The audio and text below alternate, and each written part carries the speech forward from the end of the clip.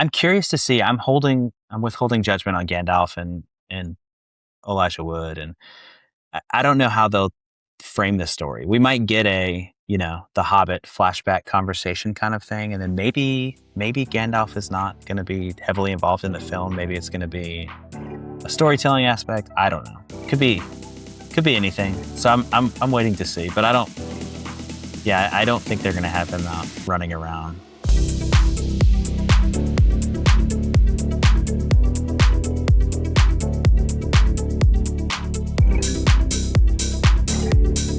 Hello, bricks, chicks, and minifigures. You are listening to AFOLs Welcome, where we talk about all things LEGO from the perspective of two adult collectors. We're your co-host. I'm Grinch, and today I will be joined by another co-host, that is Wilderlandbuilds, also known as Jarrett, as we discuss the current state of LEGO Lord of the Rings. A lot of excitement with Minas Tirith just coming out. Jarrett has done some work with the brothers Brick on doing a review for the set, so you can check that out there. But before we get into that, as always, it's time to banter over some bricks. And first things first, just a little reminder for folks on the pod, we actually add in chapters in the description. So if you want to skip ahead to any point in the show, you can always get those down below. Also, as always, like, subscribe, share this with an AFOL. That certainly helps the show. Leave a 5-star review if you're listening on iTunes. And of course, provide any feedback. If there's anything that you'd like to see, any episode suggestions, anything like that. We've got a robust lineup of guests coming up on the show. This next week, or this upcoming week, is the Brick World Chicago here in the United States. So I will be there. And I just wanted to say I've been kind of from a LEGO World standpoint, been fast at work with my mocks. In the past, I had put instructions online for them. I'm still working through that for them, but because I need to get them done for Brick World, of course. But those are coming along quite nicely. This weekend or right before recording this, I posted my Mines of Moria mock. I've got one more mock that'll be airing online, pictures of it before Brick World. I will be at Brick World.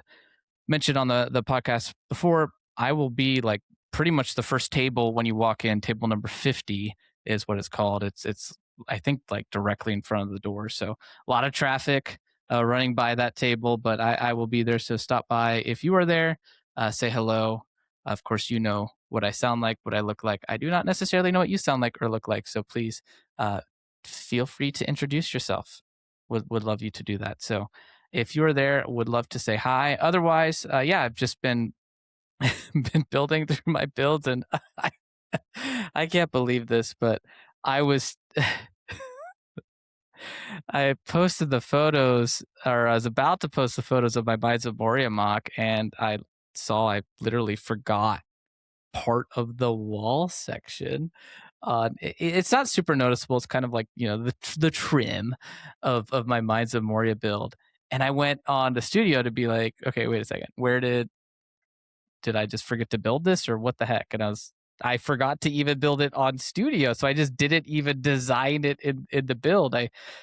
It's the smallest thing. You probably really don't notice it, but it's one of those things that I will keep noticing now, and it's just got some random studs on it, so it just looks a little incomplete in my opinion. So I've got to scramble to figure out where I could get some 1x2 dark gray plates from, because I'm out.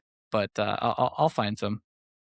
I will find some, no problem at all. I'm sure there's some stores that are going to be at Brick World where I can place an order for pickup or something like that. But otherwise, that's kind of the intro today. Let's go ahead and move over to some exciting LEGO news. Exciting LEGO news. All right, so for news this week, not a ton of news in the LEGO world. Up first here, we do have this Leonardo da Vinci gift with purchase reveal. We have a couple gift with purchase announcements outside of that. We have the Technic Hot Rod car gift with purchase. The Lego Disney Classic Animated Scenes gift with purchase is going to be back, or is back, I should say. And then from an announcement standpoint, the Bricklink Designer Program Series 8 pre-orders are now live. That goes through June 18th. And then, of course, San Diego Comic-Con is upcoming, so keep your ears out for any news there. Nothing official from Lego yet. Lego's typically there. Historically has done some exclusive giveaways or exclusive sets there. They haven't done that in the last few years, though, so it'll be interesting to see what happens there.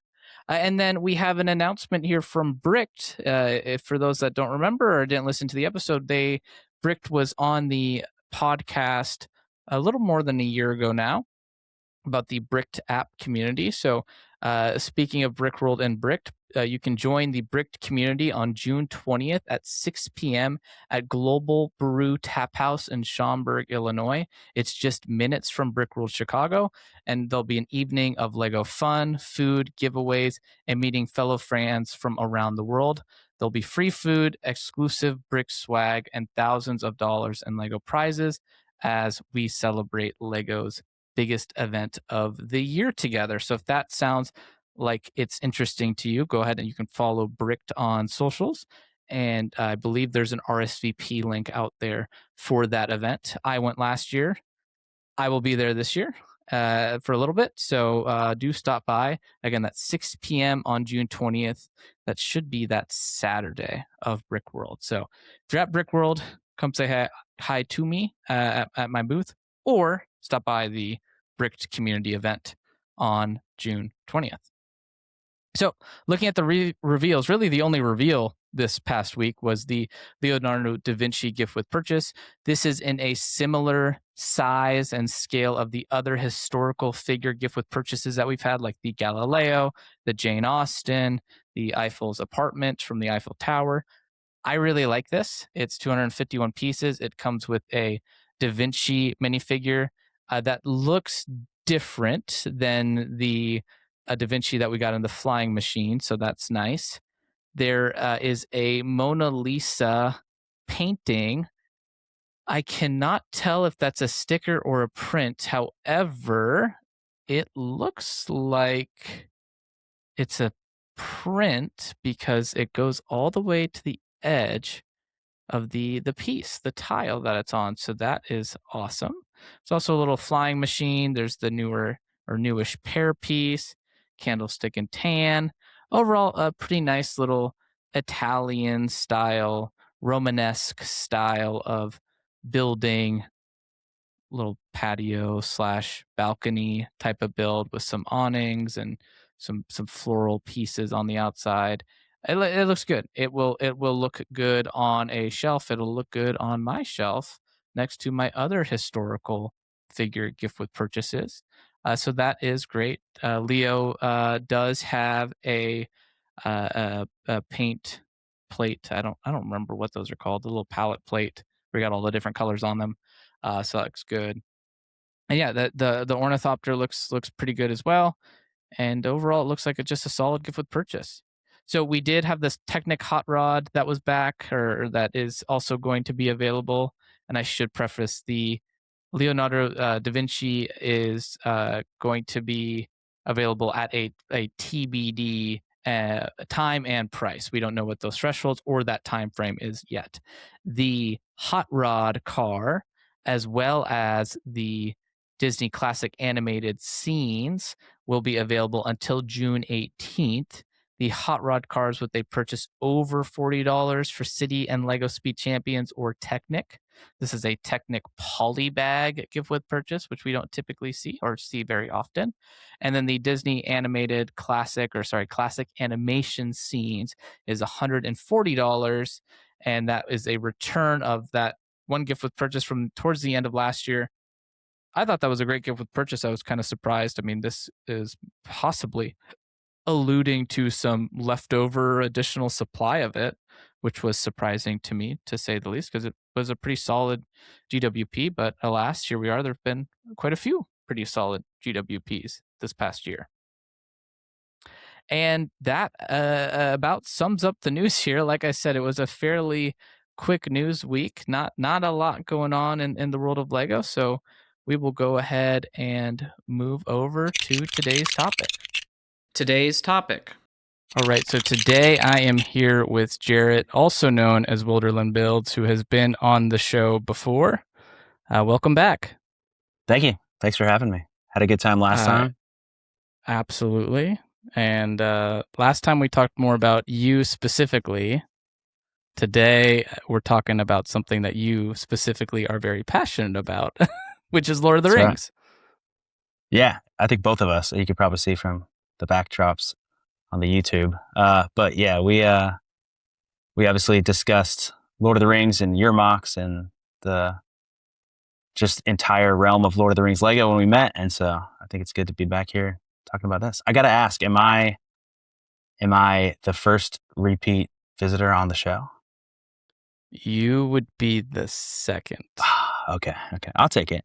Am I considered we haven't had somebody a friend of the show, yet, as they say? Okay. Yes, right, you'd be a friend of the pod. Okay, friend of the pod. There we go. Yeah. No, well, here with the friend of the pod.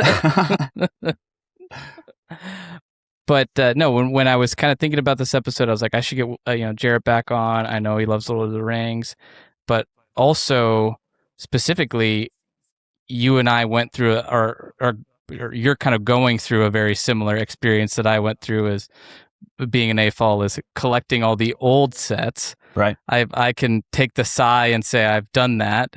You're still kind of working through that, and so it's an experience getting your hand on these sets, because there's a lot out there, or not a lot out there, but there's a lot of noise out there when it comes to these sets sometimes. Yeah, it is. Thankfully, there's not, it's not like trying to catch up on the complete Star Wars backlog collection at this point. There's, as you kind of start chipping away at the more expensive sets, they get, it's fewer and fewer. So I'm getting close. I picked up the pirate ship ambush set at Brick Fair, Virginia, and then I picked up Mines of Moria, and then I found Helm's Deep. All of these sealed on a just crazy marketplace find. And so I'm getting close. I have to, obviously Orthanc is sitting out there. I'm missing Blackgate, Orc Forge, and Council of Elrond. Those will be the last few, and those other ones aren't too bad. I'm just kind of, it's one of those, I have wanted these sets for so long that I'm not in a huge rush, because once I'm done finding them it's all, over. I'm kind of, it's the thrill of the hunt a little bit. So I'm just kind of waiting. I had an opportunity to pick up Orthanc from the same find where I found the Helm's Deep set, but I didn't want to get them both at the same time, because it felt like at that point it just becomes a backlog, and it's like I have 2 Holy Grail sets sitting in my garage that I got to get around to build, and it's not like, so I'm going one at a time, and I'm getting there. But your Lord of the Rings collection is highly impressive, inspiring you. It is. Yeah. Maybe I'll just try to get it all done sooner now after seeing that. I have to say, I didn't realize at the time how much I lucked out, but my Dark Ages, I got back into Lego like full on, off the deep end in early 2018. I guess it was 2017. But there was a moment there right when I went to college that the Lord of the Rings sets came out. And so I went, and almost an impulse purchase. I had always wanted Lord of the Rings sets ever since I was young, ever since the movies came out.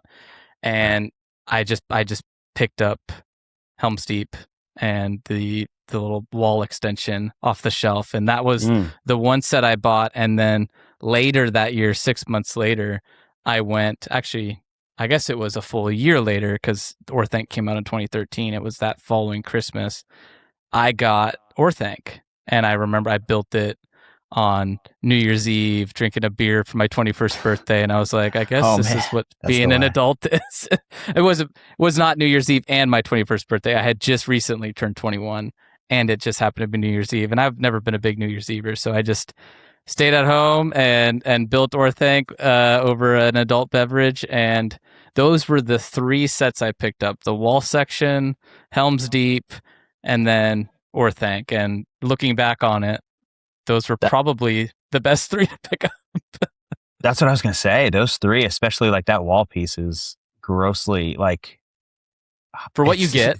Exactly right. The other ones, at least, they're giant sets, but yeah, that is one that is just because you can't really have Helm's Deep without having that, especially because it's AMR is exclusive to it, but it really rounds out that whole set. I thankfully got that one. I got not all of them, but I got mostly. I was like broke college student, and I was getting the smaller sets. I think Weathertop was the largest set that I got back then, but I picked up the Gandalf Arrives and all of those smaller sets. So I lucked out with having the AOMare set. So thankfully, when I got Helm's Deep, I didn't have to chase that one down. I've had that since 2012 or whatever. So, but yeah, some of those are costly. Those are you definitely lucked out with those three. That wall section is weird too, because when I move, because I love to move, and I'm packing up the collection, and if I disconnect that piece, Helm's Deep almost feels incomplete to me without it now. If you don't have it on, and I know you haven't built your Helm's Deep yet, but I have. Oh, you did? Oh, okay. I thought you said. Yeah, I got it. Nice, hooked up. nice. Yeah. Okay, it's not on the shelf yet. No, it's back here. It's just hiding. But yeah, it is. I agree, and I only had the other wall for so long. But once I built Helm's Deep, I was like, man, the long part of the wall extension is a pretty important part of what you visualize when you see Helm's Deep. And yeah, I love that they did that. It's such a cool set design between the two of them. But I agree. I don't. You kind of have to have the two. That's why that one is so much more expensive than where the piece count and the minifigs and what you get out of it. But well, and I think too, you from a secondary market, you've got a set. What Helm's Deep is going for $500 to $600 nowadays, right, on the market? Roughly, yeah. So you got a buyer who's going to obviously pay that amount, and they're going to want to have it complete. So I'm like, throwing $200 at this little wall section is, well, I need it to be complete, and I just spent $600 here. So at that point, and I know I say at that point like it's easy, but at that point, like it's you've already spent $600. So it's like, what's the barrier isn't there, right. So it just kind of over indexes. But today we're talking about the current state of Lord of the Rings, and I've got a question for you now that through this conversation, it's just come to my head. Okay. If Lego came out with a new Helm's Deep, and let's say all else was true, they were going to do a Helm's Deep section, just like Minas Tirith, right? Just an updated. Well, I shouldn't say updated. Minas Tirith is brand new, but let's say they did a brand new Helm's Deep in the scale of Minas Tirith, or that kind of similar vibe. Yeah. Would that wall piece be a gift with purchase? Or a separate set? If they were going to do two, right? If they were going to do two. Right. No, it feels 100% like it would be a gift with purchase based on the current, just kind of, what I would expect based on what we've seen recently.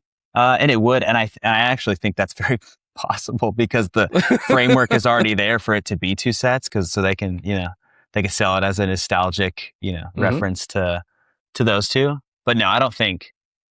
I would love that, but I don't think we're getting a $40 set with Uruk-hai in it anytime soon. I think, unfortunately, they know that those figures go for that amount on their own. So they're gonna. I would expect them to be in larger sets going forward. So. Well, and we don't talk about leaks on this show, but the rumor mill is very active right now for what could be next. So. I would just say, folks, stuff is out there, but we won't necessarily comment on it here. So, Jarrett, let's just talk quickly. Gift with purchases, bigger sets. I mean, how do you feel just right now, off the cuff, about Lord of the Rings Lego? I guess I should say Lego icons. Right. Minas Tirith. I know you just did the Brothers Brick review for that. I haven't built mine yet. How was that set? I loved that set. I really did. And I got the opportunity to review it for Brothers Brick. So, got the set a little early, got the review copy, and I had to build it very quickly. Usually with these larger Lord of the Rings sets, they're, kind of a yearly event of a release. And so I have made a habit of like milking those sets for as long as I can. I build like super slow. I'll do like, 1 or 2 bags a night after work kind of thing and just get the most out of it. Usually watching the movies. I think Rivendell I built, I don't even know, several weeks just because I wanted it to last. This one was different. Obviously it's the largest set, so it was a lot more to build, but I had more of a time frame because I had to do a pretty hefty review on it. I did a 3-part review. So I did one review specifically on just the unboxing and building, and then the entire build process and build techniques, things like that, new parts. And then the second was the finished model and the minifigures. And then I did a third review for the Grand gift with purchase specifically. But it was fun. To be honest, I built it all, I think it was 3 days or less, but I was just like waking up and building. And I watched, of course, all 3 extended editions while I built, as you should. But I enjoyed the set quite a lot. I have to be as objective as possible when reviewing, while knowing that I am their target customer for that set. So I loved it. It felt to me, it felt more akin to Rivendell, the build process, than the other 2 sets, in a different way. Not in obviously the Shire is a very different set and is built differently because it has entirely different composition. Barad-dûr, obviously you're building upward. There is a little bit of repetitiveness, I think, in the Barad-dûr build, and that's not a Lego thing. That's the design of the tower itself, right? Like the walls and the spikes and the different towers are visually very similar.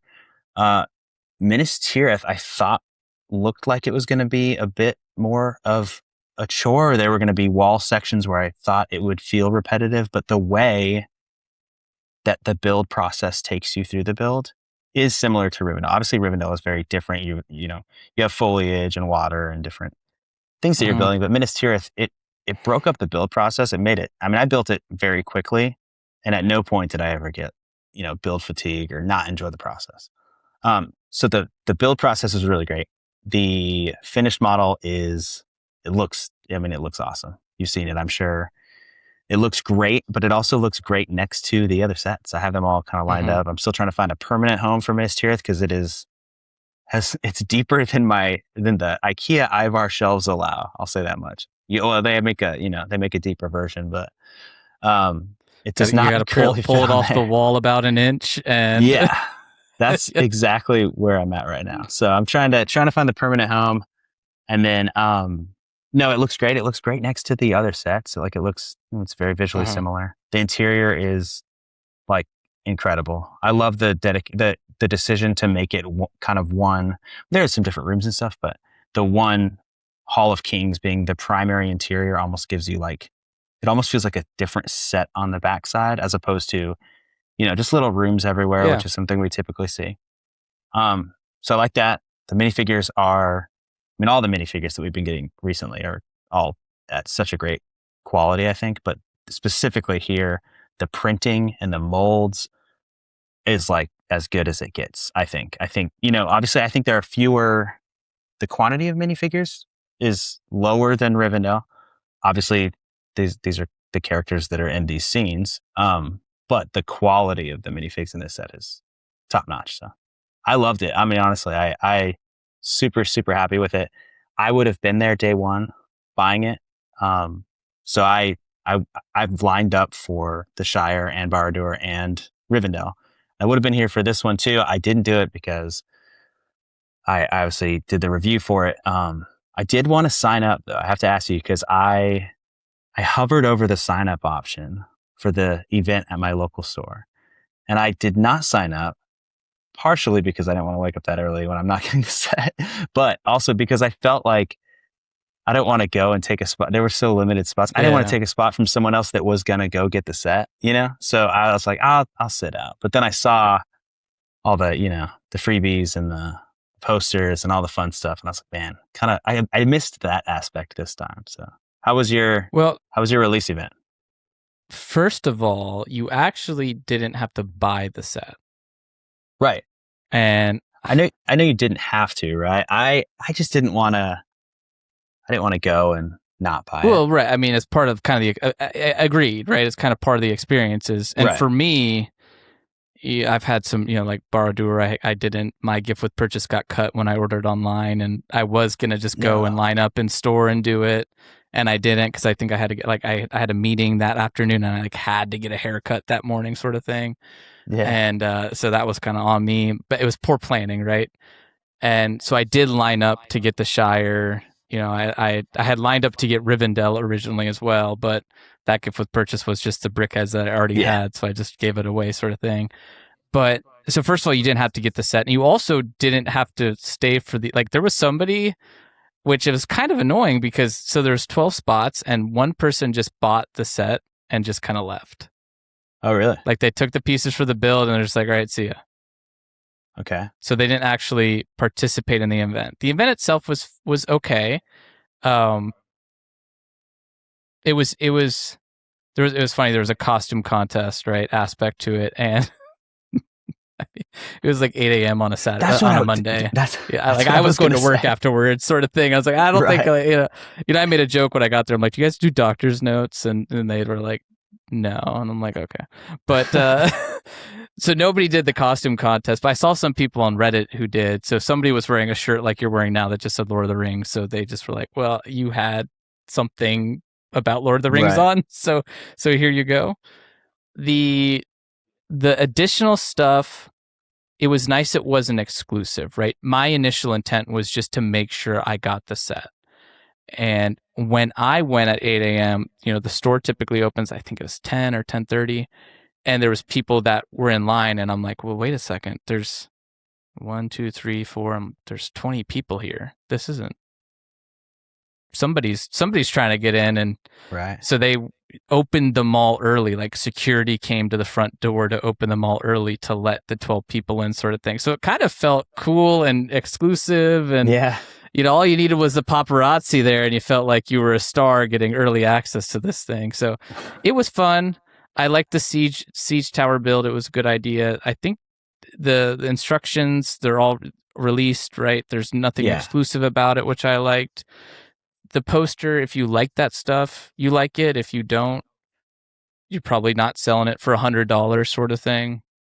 But for me, it was just more about getting the stuff. It would have been more fun to go to the event with somebody I knew, because I kind of went by myself, and that's kind of always awkward but everybody there loved Lord of the Rings enough to get up at 8 a.m. on a Monday morning and go buy the new $600 Lego set. So Lord of the Rings was a fairly safe topic to and the Lego community is so great. So I started chatting with a few people. Somebody actually works in the same office complex that I do. Oh, really? So my headquarters is in one building, and their headquarters is in the direct building adjacent to me. And so we kind of started talking a little bit. So it was a fun event. I don't know if I loved it in execution though, because it was on a Monday. I keep getting the day wrong. It was on a Monday. There was 12 spots. I kind of lucked out because they did the live stream, and then somebody on Reddit, shout out to Reddit, posted just like, hey, Lord of the Rings event. And I was working that day. I usually get in the office around, before 8 or right at 8. And I just got up to get a cup of coffee, sort of thing. And I just pulled out my phone and was just like, hey, spots are limited, just PSA, go sign up for this event if you missed it. And I checked, and there was 2 spots left, and I got in. Nice. And it was, I think it was like a random Tuesday at 9:58 or something like that in the morning when I looked. So it was fun. I just wish it was more accessible for people. Yeah, that's fair. That's all. Yeah, it's I've had a good time. I've gone to them, and obviously they didn't do anything. They didn't have an event like this one previously. I just kind of went for the release, and they're handing out the numbers and stuff. And my store has typically played they were playing the Shire theme when the Shire released, and some people dressed up, and it's kind of fun. It does feel like sometimes it does feel like they're treating it like more of an event than it actually ends up being. Because to your point, it's early, it's first thing in the morning, and it's usually on a weekday, and I don't know. It's a little bit. I don't know. I've typically taken that day off, and I'm going to get the set, and then I go home and like start building it. So I kind of make it my own event, I think, for those. But outside of that, I was curious to see how this one was, because it did seem like they were making an intentional effort to make this more of an event. But at the same time, I don't really think it was communicated that that was an option. Most people saw this after the fact. Correct. I saw it on Reddit. I did the review of the set, and I didn't know anything about this. I saw it like through Reddit, and I saw it. Thankfully, I saw it early, but I didn't sign up or anything. But it was, it's very limited in attendance, which also seems a little odd, because I don't know what it wasn't. I don't know how exclusive. To your point, there's not a lot of exclusivity. It's stickers and posters, and then parts for a siege tower, which they didn't necessarily have to have for everyone. The 12 to 14 person attendance list seems very low for me for that kind of event, but I don't know. They could have done 24, but I will say, I'm not trying to be negative on it. It was fun. It was a good event. Yeah. I would do it again. I just would want, again, I got to go, so I feel kind of biased in explaining it, of like, yeah, it was fun because I went. But if you were one of the 200 plus people that tried to go and couldn't, it'd be a very different experience. And I've seen companies do events like this in the past, because like, to your point, this was definitely more of an event versus a just show up sort of thing. Yeah. And what I wouldn't want to see is this become a ticketed event where it's like you have to pay. I agree. Yeah. Right. Because then all of a sudden, it just becomes this kind of then it becomes this exclusive. Or if the siege tower had some exclusivity to it, or if it was packaged, or if it had a mini fit like that, then it's then it's just scalpers lining up and bots taking up the spots. And I agree. It gets I mean, they did that. Of course, now you can get the sticker on eBay for like the low price of $500 probably. But that stuff will inflate While you're itself. talking, I'm gonna look. You please look, the Gandalf the White sticker. I'm very curious. Some of that stuff spikes really high, and then it comes down once people realize, do I actually need that? But I saw some things selling for very silly amounts. I must have got onto, for whatever reason, I'm on Spanish eBay. I must have clicked on some sponsored link to get through, but it's in euro. It's close enough. Do you want to take a guess? I don't even know that I want to. I mean, I can't. I would guess like $50, maybe. Okay, all right. So, and again, this is the challenge with eBay, is like, this isn't sold price. This is for sale, right? So that doesn't mean somebody's bought it for this amount. There is one for 58 euros on eBay for the Gandalf sticker, which was, for those that don't know, the Gandalf sticker was for the trivia. There was 3 trivia questions, and then there was an Aragorn sticker as King Aragorn for the costume contest winner. And so somebody else has both of those separate postings on eBay for 180 euros each. But so, I mean, it's right. I mean, the euro and dollar is pretty much a 1-to-1 right now. So it's right about $170. But that's not as sold. I'm curious about sold. See, I'm seeing for sale. I mean, I see a Gandalf sticker for $159. Actually, I see the $67 one in the EU. The only ones there's another one in the UK it's listed at $200. The only one in the United States is $160 listed. Again, that doesn't mean it's sold for sure. But if you wanted to go buy it right now, that would be kind of where you started. Yeah. So, whether or not items are, exclusive or desirable exclusive may not really matter when you have, these days, when it's a limited availability, it just becomes exclusive by nature, even if it's a sticker that they used to give out for free. But from a Lego standpoint, I'm glad that there was not an exclusivity. Selfishly, because I didn't go, and I if there was an exclusive item or minifig or something that came with that siege tower, that was going to not be fun to try to chase down after the fact. So, but also just for everybody else's, like, I think it's fun to give, the people that are going to be there and that are getting up early to go day one, taking off work or stepping away, like making an effort to be there. I think it's fun to reward that a little bit without, making it something that everyone else just misses out on. It's a sacrifice of everybody else, right? Yeah. I do like the idea of the siege tower. It was funny. They had all the pieces kind of lined up by piece, right? So you got it was just printed instructions. You picked it up, you built your siege tower, and they needed more table space because there was kind of one foldable table of space, and you could really only have 4 or 5 people in an optimal position for that. But anyways, we all eventually built it, but then they had buckets of just extra pieces to customize, kind of more targeted extra pieces. They were definitely selected for customization, but some of the pieces that they had on there were expensive and then like in and of themselves. So they had, that newer 1x4 tile slope piece. That's the tighter angle than the brick. So it's yes. Yeah, they have kind of those newer slopes. So there's the 1x6, the 1x4, the 1x2.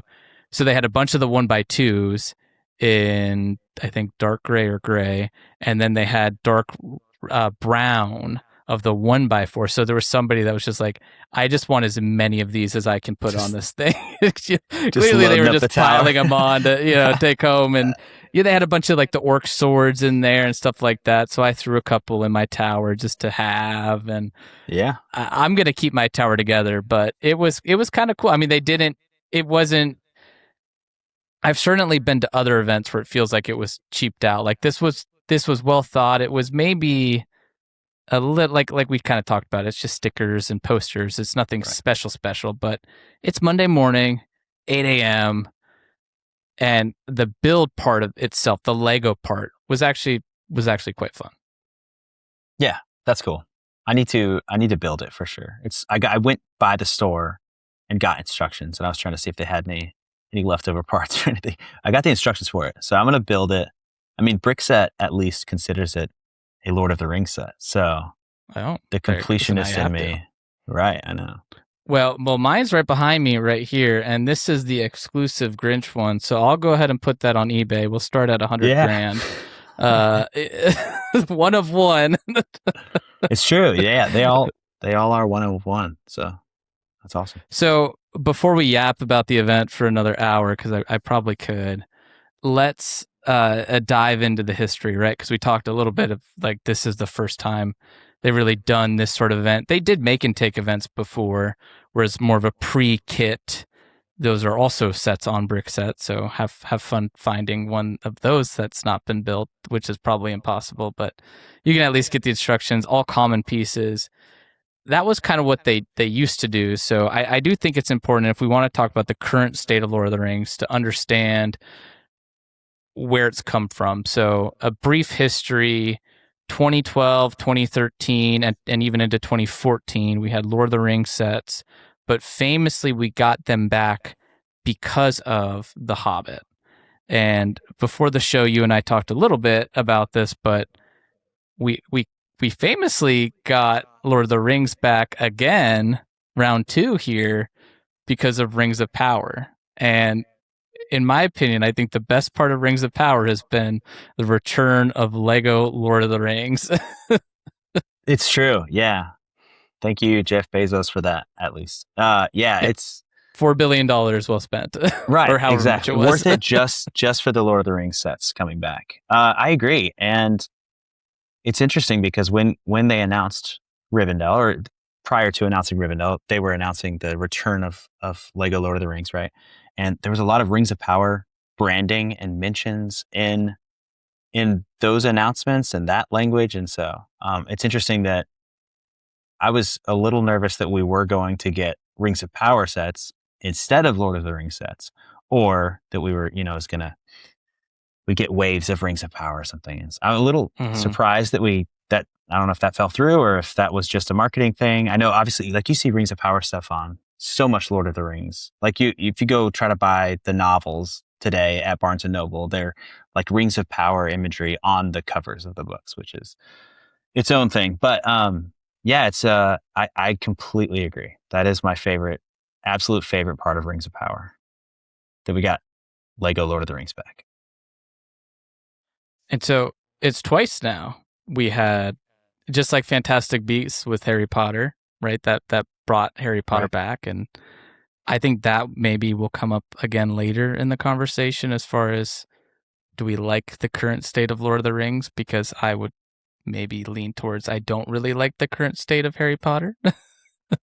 It's actually a future episode, so stay tuned for that. We've got another guest coming on for that. But whereas you just get a repeat of every single. We're what, through our third iteration of Hogwarts Castle since they've redone it, and there was already 3 or 4 iterations of Hogwarts Castle since.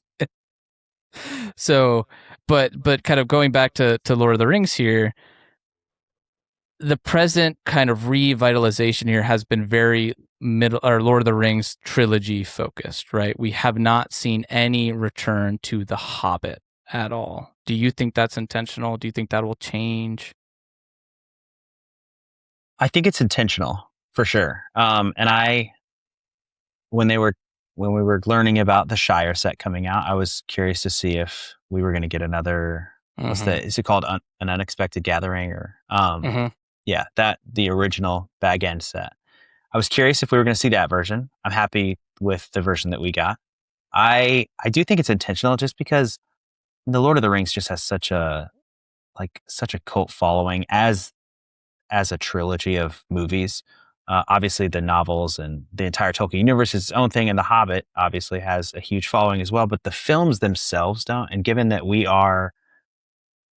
the sets are focusing specifically on the films, there's just not. I don't think the nostalgia factor is there yet for The Hobbit. Maybe one day it will be. Like maybe kids will become the prequels in 5 years. It could. It really could. I'm curious to see. My brother is like a good bit younger than me, and so he was at those were coming out, and we were going to see them, and he was younger, and he enjoyed them, and I don't know that he's as fond of them, but I'm curious to see if maybe later they have a nostalgia factor because those were big movies. But I mean, The Lord of the Rings is it's just 3 films that are perfectly packaged together, and they are viewed as one thing. And then everything else, I think people view the Hobbit films separately, even though they're in the same universe.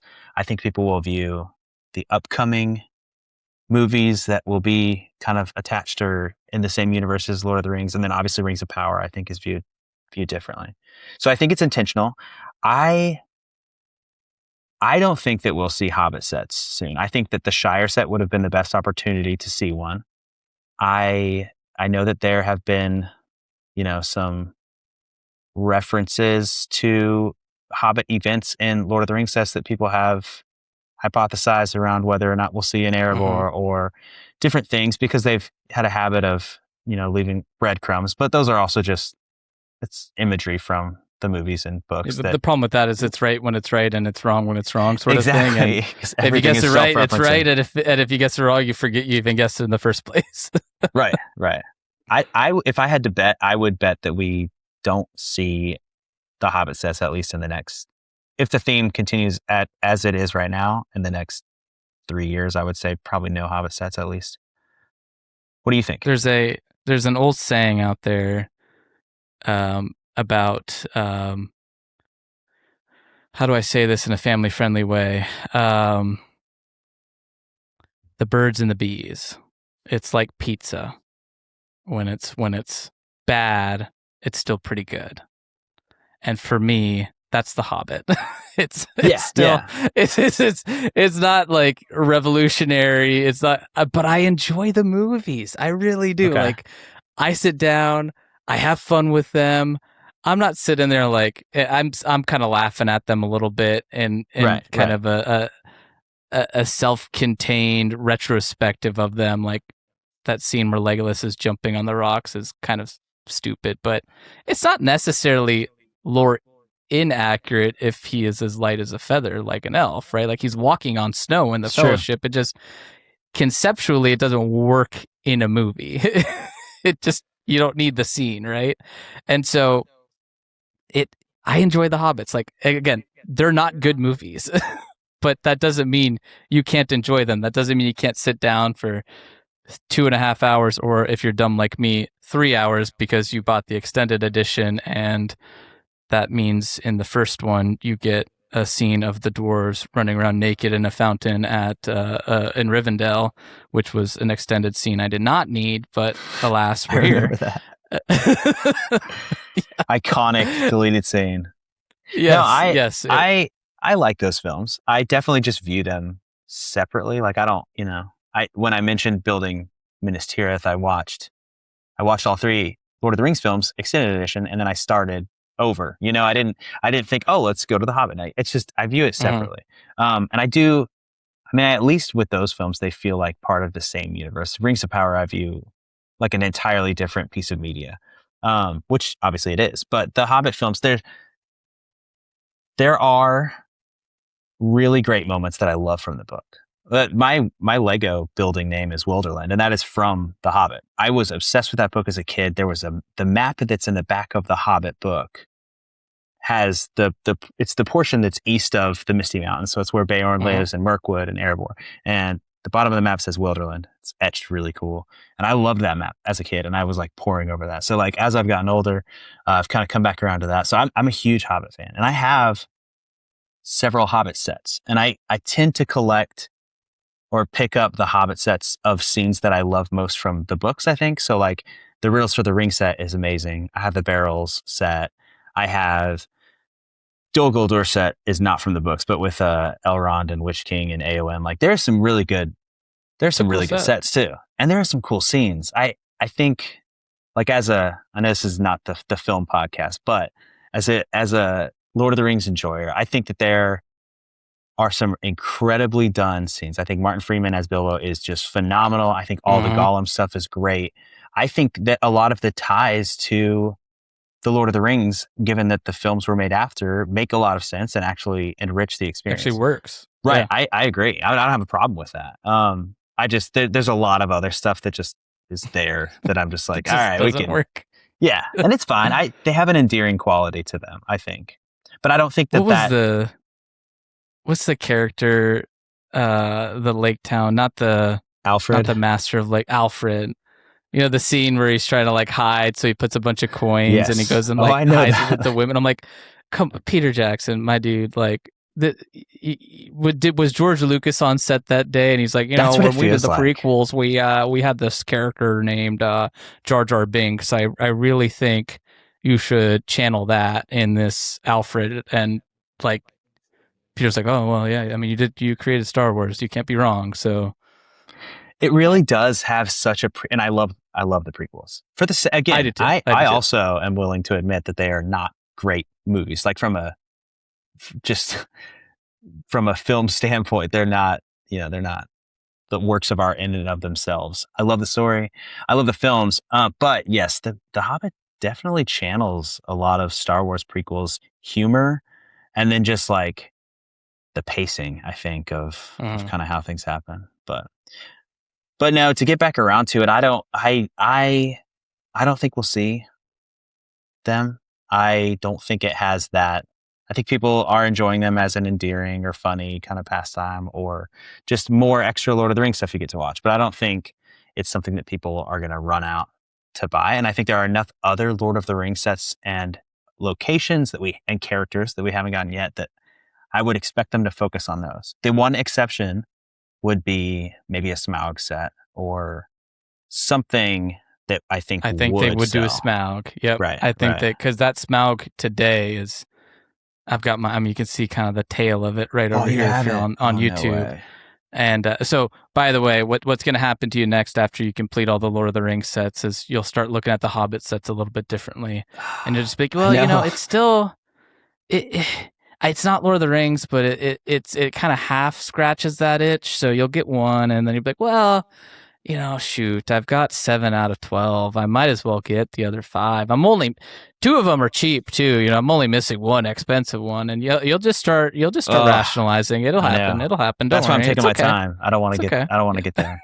I have 4 Hobbit sets, I think, and there are a lot of Hobbit sets. Like there are, because there are those a movies lot were of Hobbit coming out. sets. It was like, it Yep. was kind of, It was the focus. right.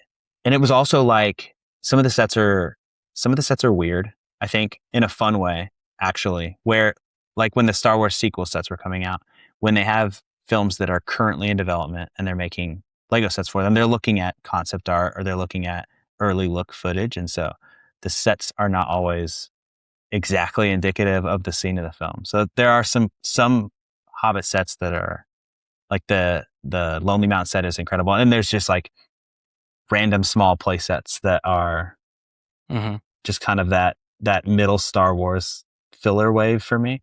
But I don't know. I like them. They have an aesthetic to them. They look like they fit in with the Lord of the Rings figures and everything, obviously for parts and everything else they fit. The Thranduil minifigure is absolutely a top Chef's 10, kiss. maybe top 5 Lord of the Rings or Hobbit minifigure. Like I just bought that off my 100%. brother because it is phenomenal. And also one of the best parts of those movies as well that I left out. But yeah, great figure. Lee Pace did a phenomenal job, and I'm excited to see him in I know. Hunt for the Golem coming up. I think I'm less excited about Ian McKellen just because, in my opinion, he's too old.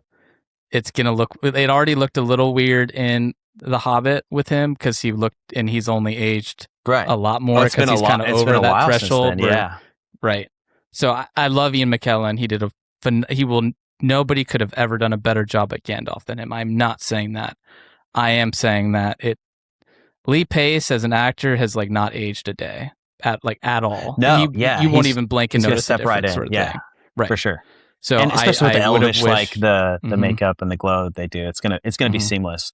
I'm curious to see. I'm withholding judgment on Gandalf and Elijah Wood, and I don't know how they'll frame this story. We might get the Hobbit flashback conversation kind of thing, and then maybe Gandalf is not going to be heavily involved in the film. Maybe it's going to be a storytelling aspect. I don't know. Could be anything. So I'm waiting to see, but I don't think they're going to have him out running around too much as Gandalf. Even that's the issue. It's not the technology's there, right? They can de-age, but if you looked at like Captain Marvel when they brought back Samuel L. Jackson and aged him, there's action scenes there where it's like he's huffing and puffing and kind of like just not exaggerating a punch enough sort of thing. And it's like, this just looks like a 70-year-old doing karate, but with the face of a 40-year-old. And it just doesn't quite it doesn't pass the sniff test, right? It looks right. It seems right. But then you're like, no, this isn't quite it.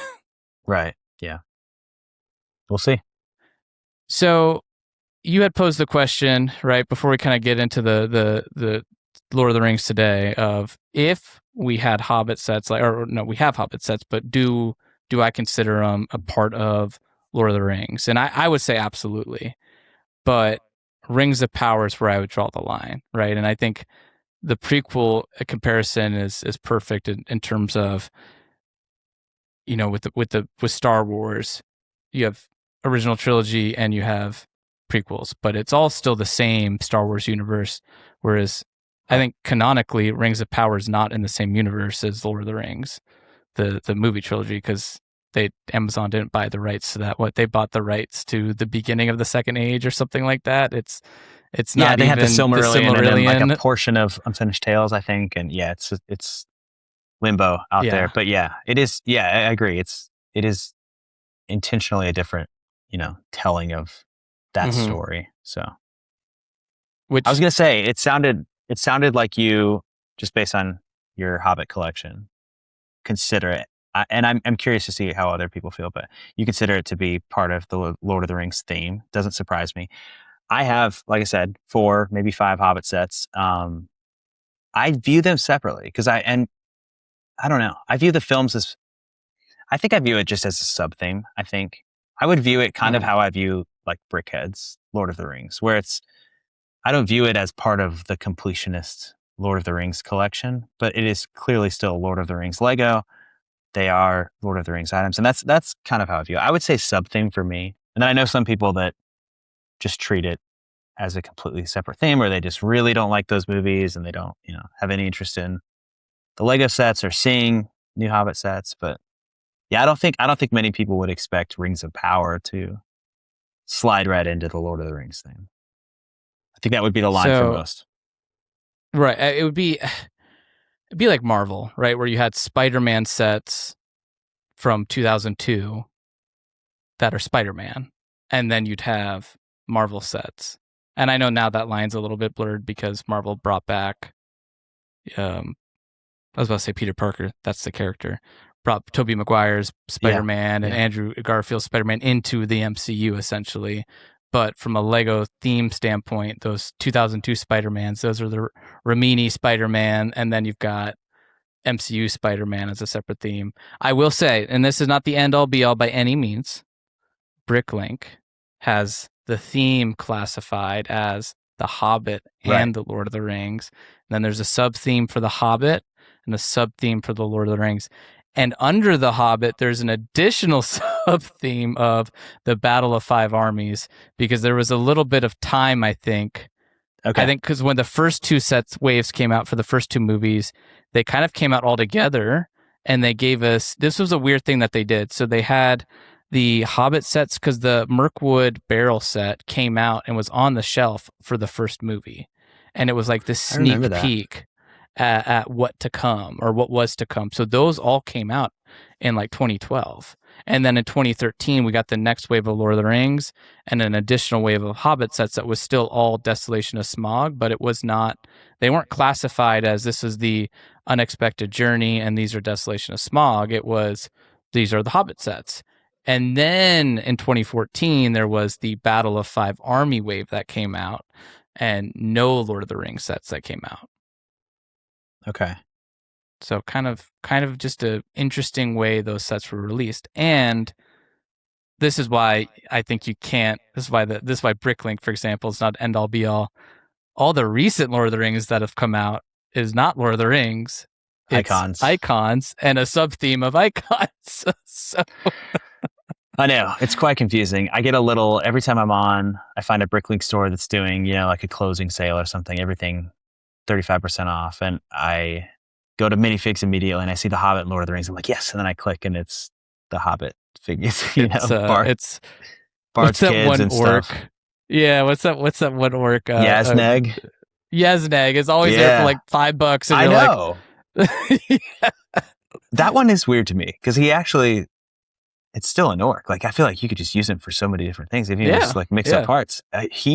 People hate him for some reason. His value is maybe lower than it was when he came out.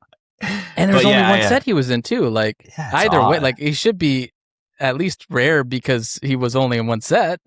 You would think. I know. I see him every single time, and I'm like, man, I just want to see the Lord of the Rings figs. But yeah, they're intertwined. They're intertwined for sure. Well, and that's kind of the challenge, right? Because that setup for icons is the same way Brickhead's set up. Like, Brickheads is the theme, and then you've got the sub theme of Lord of the Rings. So you can choose your own adventure. There, when it's your collection, there is no wrong answer, and I think that's the moral of the story. Either way. Agreed. Yeah. So let's talk. I mean, that was a little bit of the history, right?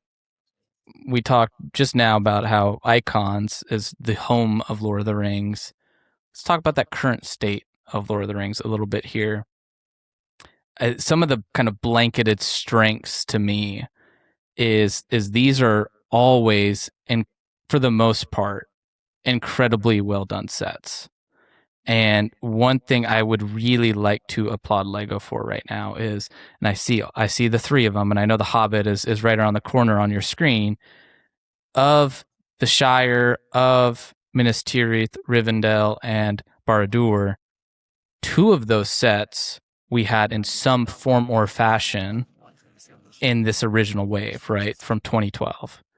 And the Rivendell set is not just a recreation. We're not talking about the 1999 X-Wing versus the Dagobah X-Wing that just has some moss on it versus the Red 5 X-Wing, which is just an update of the 1999 one, and then the next one, which is just a $50 version of that. We're talking a Rivendell is massive and scales. It pales in comparison to the scale of the other Rivendell, right? And Yeah. Barad-dûr you never got. Minas Tirith we never got. And even the Shire, you talked about it already. You thought that would be the opportunity for them to revisit The Hobbit potentially. They could have done the UCS Millennium Falcon, where instead of the Proud Feet, we got young Bilbo and young Gandalf and maybe Thorin or somebody, and been like, well, display it how you want to display it. But no, instead we got Bilbo's party and we got the Proud Feet or Proud Foot or whatever it is. And I think it is Proud Feet. But we got the Merry and Pippin in the dinner party attire, right? We got a true version, a true Lord of the Rings version, which we technically had never gotten up until that point. So the selection to me is just awesome. Yeah, I completely agree. We're getting new things, but in addition to that, we're getting just massive sets that I didn't think we would ever get, right? Like the Council of Elrond set was Rivendell. That wasn't, the small little Council of Elrond. That was the Rivendell set that they made, and I thought that was the Rivendell set that we get. And I thought that if we got a newer version, maybe that's filled out a little bit more or something. Like they could have very easily done that.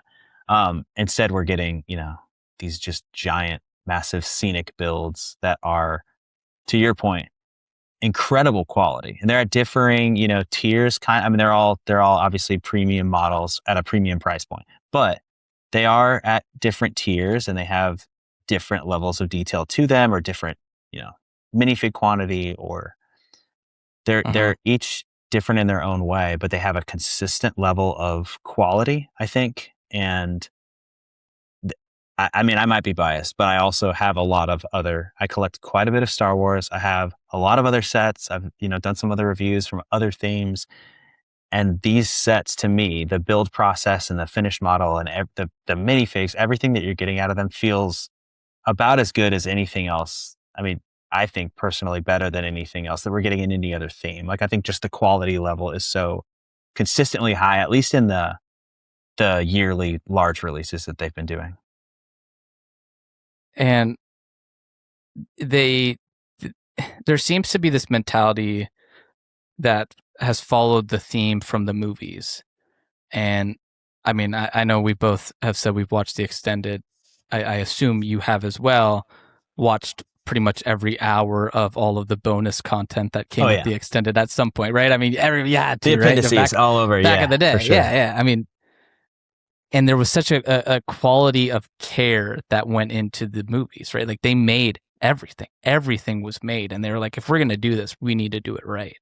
And that mentality, for whatever reason, and this is good, this is not a bad thing, this is an amazing thing, has followed into Lego. And it seems like, it's like, hey, if we're going to do a Rivendell, we can't do all of Rivendell. That's kind of impossible, right? That would be, you'd have to probably take out a mortgage to go buy this 60,000 piece set. But we're going to give you everybody from the Fellowship. And back when my YouTube channel, I used to do some leak stuff here and there. I remember when it was leaked, I was like, well, at this price point, we better have all the Fellowship. Otherwise, who do you exclude? Like you're going to be in a situation where you have this giant set with Elrond and Frodo and Gandalf and maybe Aragorn or Boromir or so I was like, I think you have to do the full Fellowship. And like, by God, they did, right? And Barad-dûr, we didn't have to get Sauron, but we did. And Minas Tirith with Aragorn, we didn't get Arandoril. Did I say that right? Anduril, yeah. Anduril, thank you. But we got a nice crown and hair mold and armor printing. Those are a rarity in Lego. So we could have had a little bit better, but not much. 99 is still an A. I completely agree. Again, I did that review, and I am looking for things that could have been done differently, or things that feel like they're missing. I feel like, at least with all of these sets recently, you do have to kind of, in my opinion, you have to search for them a little bit. Like you can say, that's one thing that I did say is we just got the Narsil mold in Rivendell. It's very cool. Obviously couldn't use that, but the bottom half of that mold is there for Anduril, and I'm like, that would have been really cool. But it just, it also feels like you're trying to find something sometimes, because everything, like we have we got new characters in there in all of these sets that are like named characters that we have never been represented in minifig form before. Like you mentioned Sauron, we got Faramir, Denethor in Minas Tirith, Rosie Cotton, among other, hobbits that I don't think anybody was expecting minifigs for in the Shire. Smeagol and Deagle in The Gift with Purchase there. You've got the Gothmog in Barad-dûr. Like, there's so many named characters that the list is getting lower and lower of minifigs that are not represented. So it's there's always, you could always say something could have added something or could have had Éowyn in Minas Tirith. I think Éowyn's like the one minifig that feels like she's missing from the one named. I mean, obviously there are a lot of named characters, but in terms of like the main cast, I think she's the one that's missing, and I'm very hopeful that will be remedied at some point, soon. I think she could have. That was one thing. Faramir is in Minas Tirith. Would have been a cool inclusion, but we'll see what happens. You have to withhold something because they really are producing so many minifigs that we've never seen before. And a lot of Lord of the Rings collectors or people that are mock builders want, prioritize, I think, the minifigs over the set sometimes. And those, you can go look at the values of those figures on Bricklink, and you can see that people care about the minifigs and the Lord of the Rings theme more than some other themes. So I think that Lego notices that, and they know that, fans want minifigs of. I've wanted a Faramir figure for forever. It's one of my favorite characters. That figure that's in Minas Tirith is incredible. So that's one thing, is we're getting the figures, but they're at such a high quality bar, I think. Like consistently, they all look awesome. That Sauron minifig is phenomenal, and in 2 sets. And in 2, I mean, they could have made that helmet $20 more bucks. I mean, the Sauron minifigure goes for that price. That's what I was going to say. I checked when I had the opportunity to do the review for that one as well. And I built see it on my Instagram, but I built Sauron's gauntlet hand as like a companion build for it because it just felt cool. But I did the review for that one. And when I was doing that, the price of the set was lower than the price of Sauron on Bricklink, that's awesome. I don't know. Some people are probably mad about that, but I love that. That the minifig is, still an expensive helmet set, but you can get a Sauron minifig without having to buy the almost $500 set. And that, to your point, that set didn't necessarily need to have Sauron in it either. We don't see Sauron in Barad-dûr. So it's not like he was required to be in that set. So it was cool enough that he was in that set. And then they just, throw him in the helmet set so everybody can have him. I love it. The duality of a Lego fan is like, and this is nothing against Lego fan. It's such a great community. I just find some of the criticism sometimes kind of out of left field and unfair. And I think some people would say, well, you're a Lego stan, or you're just over here Lego shill. But helmet sets, what helmet set has come out with the minifigure? Was it Red 5? Was it the Spider-Man? Was it the Star-Lord? None of those did, right? The Sauron, which mine's behind me right here, yours is over your left shoulder there, did. And on the inverse, you've got Barad-dûr and you have Rivendell that had these weapon packs of, and by a weapon pack, what I mean is there were like 20 updated swords, axes, those sort of things. And then the Barad-dûr had the helmet and armor pack that it came with of orc helmets. And so everyone said, well, Minas Tirith has to come out with the with the weapon pack, and it has to have Anduril. And it's like, well, no, it doesn't. Lego never said that was a thing. Right. But also, if we're going to sit there and say, well, this is how Lego always does things, then the Sauron helmet shouldn't have come with the minifig, because those never come with minifigs. So it's just this duality of like, I liked what you had said earlier of like, sometimes we have to find things to point out that are wrong, especially when you're reviewing something, right? That's kind of the job, right? And I think that echoes and is enhanced online, and you get a little bit of hive mind mentality, right? And some of that criticism, one person points it out, and then all of a sudden 20 people point it out, and then it's everybody is upset about that. And so I try to just take a step back at some of those things and just say, like, yes, it would have made it better, but no, this set's not incomplete because it doesn't have it. Yeah, I agree. You can find stuff all day. I've not built, the sets that I'm not reviewing. I don't usually have I don't remember having that thought at all, building Rivendell or Bardur or the Shire sets. And there are other sets that this is not, it's not a shill moment. There are other sets that I've built and purchased where I've been like, oh man, it's, not super happy with this, or I wish we would have gotten this instead, or, I just did this Hoth set is missing Hoth. Right. Right. So, I definitely see that. It's to the point of one of the key strengths of the Lord of the Rings recent sets being that they, I think, just have a consistent level of quality in what you're getting out of them. And specifically talking about the four large sets, I think you kind of have to reach a little bit if you want to find issues with any of them outside of, price point, which is its own conversation. Even the Book Nook, though, right? I remember it took me a little bit to build it. I had it. I just was sitting on my shelf before I could build it. And the price was bad. But the quality of the build, the updated colors, the newish piece, there's a ton of pieces that have come out in the last 3 years that were included in that set. Like, they did not cheap out on the price on the pieces. Now, they didn't cheap out on the pieces because they charged you $20, right. $30 more dollars than that set was worth. But it's the set. There's still a really good set. There's nothing wrong with that set, right, outside of the price, right? So it's even the quality is still there in that case.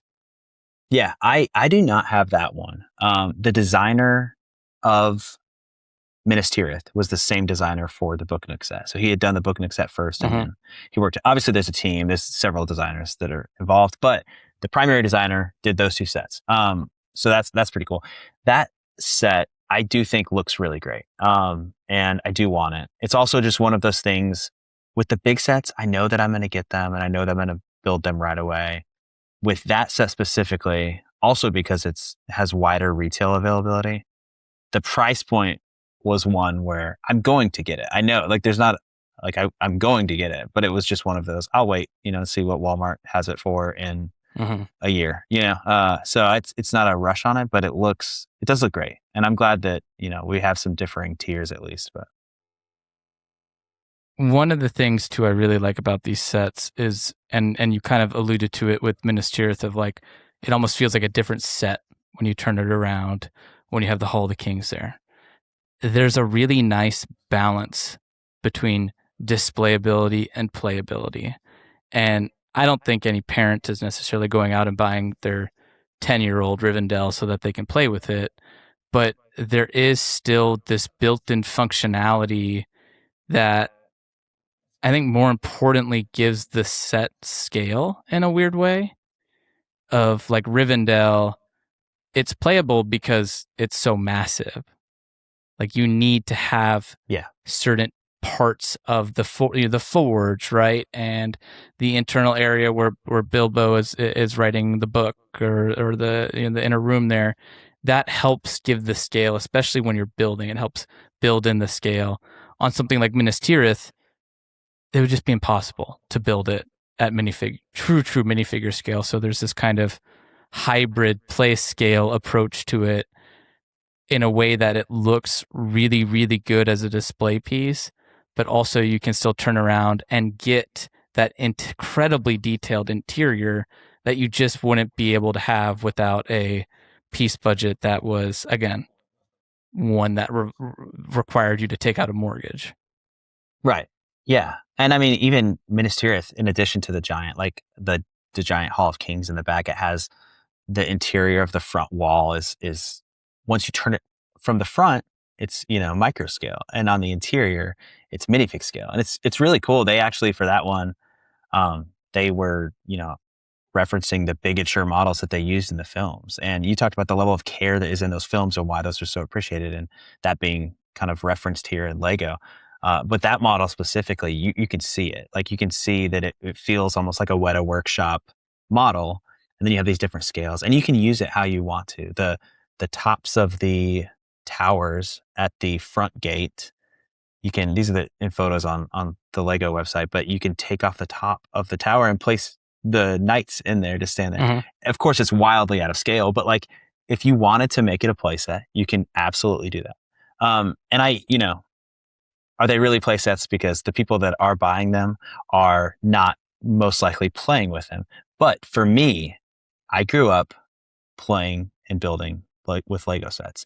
And to me, that's what I see that's what I think of when I think about Lego sets. That's also what I kind of expect when I build Lego sets. I'm not looking to build a static model that sits on a shelf. If I was building this beautiful Rivendell set, but the interior was just room, with no chest with hidden little details and guy for, hammering the sword and like all these little details that they have there, that's what makes it feel like a Lego set to me. I am much less interested in some of these like black base plaque, display sets that maybe we see in Star Wars or some other themes where it just sits there. You can't do anything with it. It doesn't have any play features like that. That feels like it's not a Lego set to me.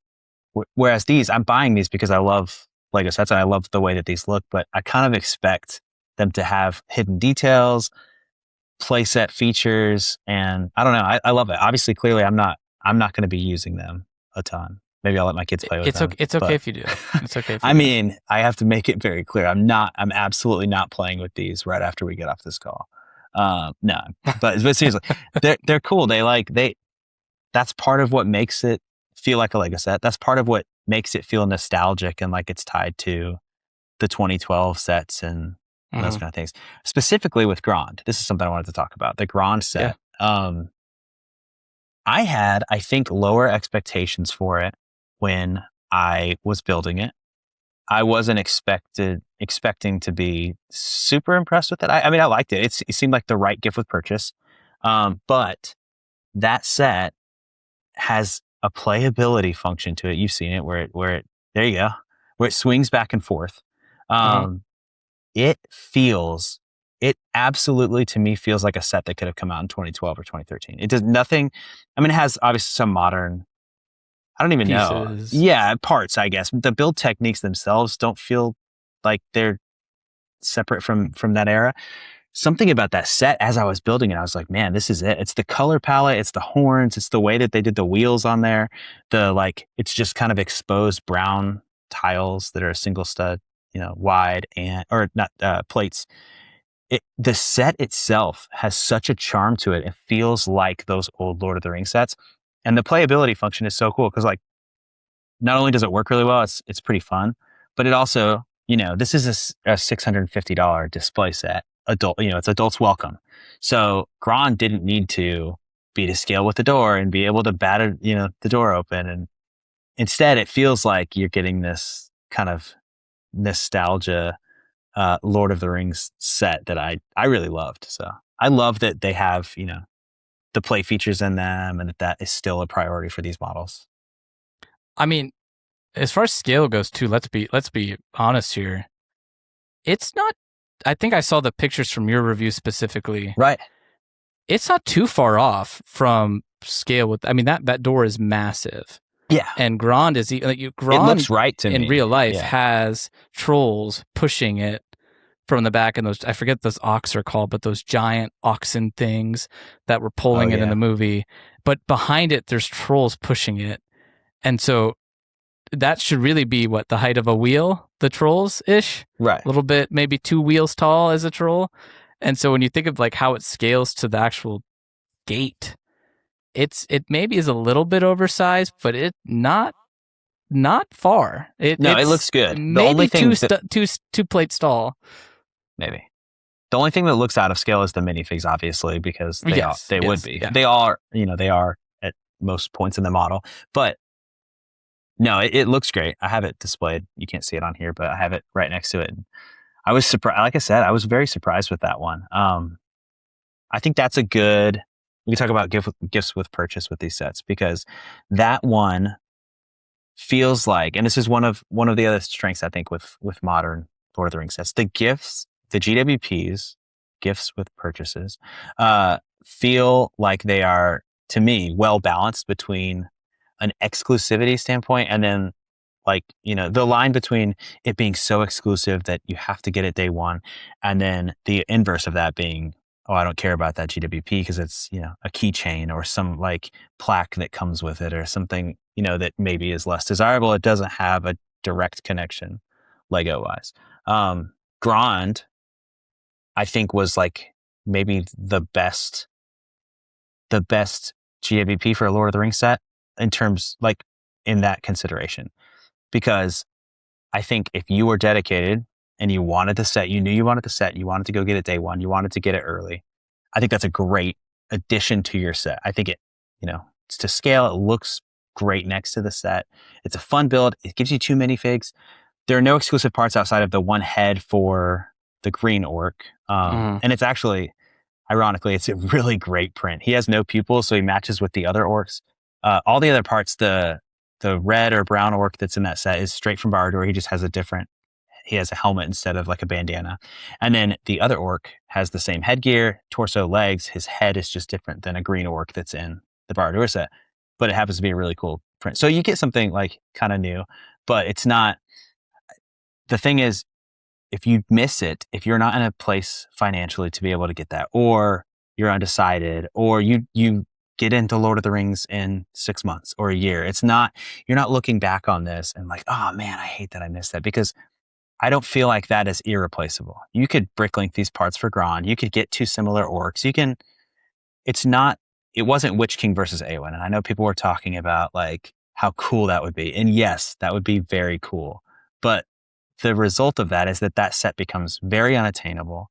They know that there's going to be demand for, people that normally wouldn't go pick up the set would go buy that set to get that gift with purchase to, have it or resell it. And I think it's a tough line for Lego across all themes in terms of wanting to reward people that are buying stuff without double points or without a sale like day one, but then also not wanting to give them something that is so exclusive that it then becomes an opportunity for other people that are outside of the hobby to come in and, pick things up. So I think Lord of the Rings has done that well. So if we go through them, Rivendell was, no exclusive gift with purchase. I think it was the last minute they were giving out the brickheads. I'm personally not into brickheads. I just parted that set out, but it's cool. You got something, right? It was already on the shelf too for 4 months prior? Right, yeah. 6 months prior almost at that, because I think those came out in the fall and then Rivendell came out in the spring sort of thing. Yeah. So, yeah. I feel like it was I'm curious to see what happened. Like, I don't know if that was planned or if they had another idea for a GWP that didn't work out, or it's kind of interesting that it was a set that was already out. They weren't doing as many gift with purchases like they are now. Like if you were a plus $300, $400 set, it wasn't guaranteeing a gift with purchase back then. If I think of like the Hogwarts Express, if I think of the Black Panther bust or the Hulk buster that came out around that, I think that year, it wasn't till the following year, like Avengers Tower, that you got the taxi, right? The Gringotts Bank, you got the little bank vault. They started, I think it was just right before that, where they were like, let's have these tie-in gift with purchases, the Eiffel's apartment with Eiffel Tower sort of thing. Yeah, I guess so. I think they were doing like the blanket ones, right? I think actually Rivendell came with Houses of the World, one of those sets, or because I got that. There was another just right. Yeah. But yeah, I don't know. Have they ever done a gift with purchase that is just another set that is currently on the shelves? Like in the past, they have. Okay. Like they did it more so with polybags too. Right. Yeah, I can see that. Definitely with polybags. Specifically in Harry Potter. I'm blanking on. It's usually like the $10 boxes. They've done it before. They did it with some of like the springtime brickheads or the holiday brickheads. They did that. They've now had like the pumpkin that they put on the website after the fact. I saw that. Yeah. Which was kind of funny. So there's no rules, right? Yeah. There's no 10 commandments that's published for everybody to read whenever they, of Lego gift purchases. For sure. Yeah. And it's evolved. But that set did not have an exclusive gift with purchase, I guess. And then what next was Barad-dûr, and that was the Fell Beast. which was the first robed ring wraith we had in minifig form since 2012 Weathertop set, right? It's only those 2 appearances. Obviously, you can kind of make your own ring wraith with the. Well, they put all the parts on. Yeah, they put all the parts on Pick-a-Brick except for the wings, which came out with Belrog. Which I also like that because those were quite inflated in price for a while.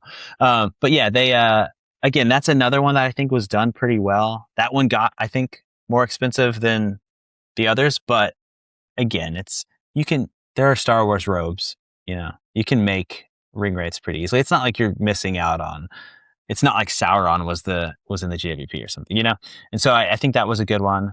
The Shire is a great example because we got Smeagol and Deagle, and that feels very much like something that nobody needed to have. Like it's interesting because it's outside of the Hobbit Stour connection, like it's not really directly related to the Shire set. Dark scene in the probably the most dark scene in the entire series where because they're cousins, right? And he kills this guy. Yeah, it's a strangulation murder scene. So that's instantly one that too. He looks at the ring and he's just like, "All right, bro, it's been nice knowing you." Yeah, crazy to have that represented in a Lego set. I think also that is another reason it is a GWP because it's a cool thing to build for that purpose, but it's not something you're going to put on the Target shelves. The infamous murder scene from Lord of the Rings is not, in the kids' aisle. When your 5-year-old picks that out as their favorite scene, you're kind of like, Yeah, that's a fun one though because you get Smeagol and Deagle, characters that nobody, I don't think, was ever expecting to get, but you get it as a right, exactly, yeah. You get it as a GWP, so it's a nice little, it's a bonus. I felt good about the gifts with purchases because it feels like you're getting something, it is, when we talk about that a little bit, maybe taking away from some of the smaller set opportunities, specifically Grand, but I do appreciate that it is not, King Theoden versus the Witch King in a GWP, and now that's $350 on eBay. I appreciate that. So my thing, I've said it on the show before, but I'll say it again because we're talking about gift with purchases. First and foremost, with Grand, it's been on my list to make a mock of with using my new base size and building one to that scale that would fit on one of those round bases. So when I first saw it, I was like, dang it, now I got a Grand to compete with, but this is not that first and foremost. So awesome. Yay. Number 2, the bigger issue for me with gift with purchases, and I know legally there's the disclaimer while available, right? Up to this date, while available, they need to do as much as they can to at least honor that date, right? If you go, and because it happened to me, if you go online, you put your order in at midnight, it processes, order confirmed, and then you get an email 3 days later saying, oh, part of your order is out of stock. And it's like, oh, the gift with purchase, so we cut it. And you just don't get it. At a minimum, ethically, they should be able to say, do you want to cancel the rest of your order? Because if you are buying Minas Tirith for $650 and maybe spending a little bit, maybe stressing your budget a little bit, you should have an easy way to cancel it. Because at the store, if you walk up into the store, right, and you say, hey, I want to buy this, and they're like, well, the gift with purchase is not available, you can be like, okay, thank you, see ya, bye, appreciate it. Right. It would be the equivalent of you going to the store, buying it at retail, and then going and putting it in your car and having the employee follow out and be like, hey, actually, wait, you can't take that one home with you. We sold out of them. That doesn't exist. And that's kind of the equivalent, right? You put in your cart, 3 days later, you've made the purchase. So at a minimum, as far as what they do with the actual gift with purchase itself, we can debate, oh, it should be more of this or more of that or not exclusive of this. In my opinion, the first thing they have to do is honor that period as closely. And it looks like they did that with Minas Tirith. That gift with purchase went through the entire release window. So for me, that's step 1. I totally agree with everything else you said with gift with purchases. It needs to be exciting enough to have a reason to be, but also not too exciting. Right. And I know the sentiment was well, this is just Lego not giving you a $20 Lord of the Rings gift. or set. But like, I don't like if this was on the shelf for what there's 307 pieces. All right, let's say in today's standpoint, this was on the shelf for $40. Would this excite you? Maybe because there was 2 orcs in it. Right? That's the only reason, and that is the only. It excites me more than the other right GWPs that we got. But it's only because if of the orcs. Fell but Beast was on the shelf for $30, would you like you'd build it and be like, this is kind of like a Mixel's Fell Beast here. Like right. It's not a great build. It's really not. Yeah. Like it feels so like they're not GWP. Yeah. yeah, they're not great sets, right? It feels like they kind of threw them together with whatever available budget they had of parts and are like, yep, here you go. So I do think they do strike this really good balance, to your point, as far as what the actual gift with purchase offering is. Yeah, I agree. And that is part of the reason that I have gone to the store for all of these releases, because that is my nightmare.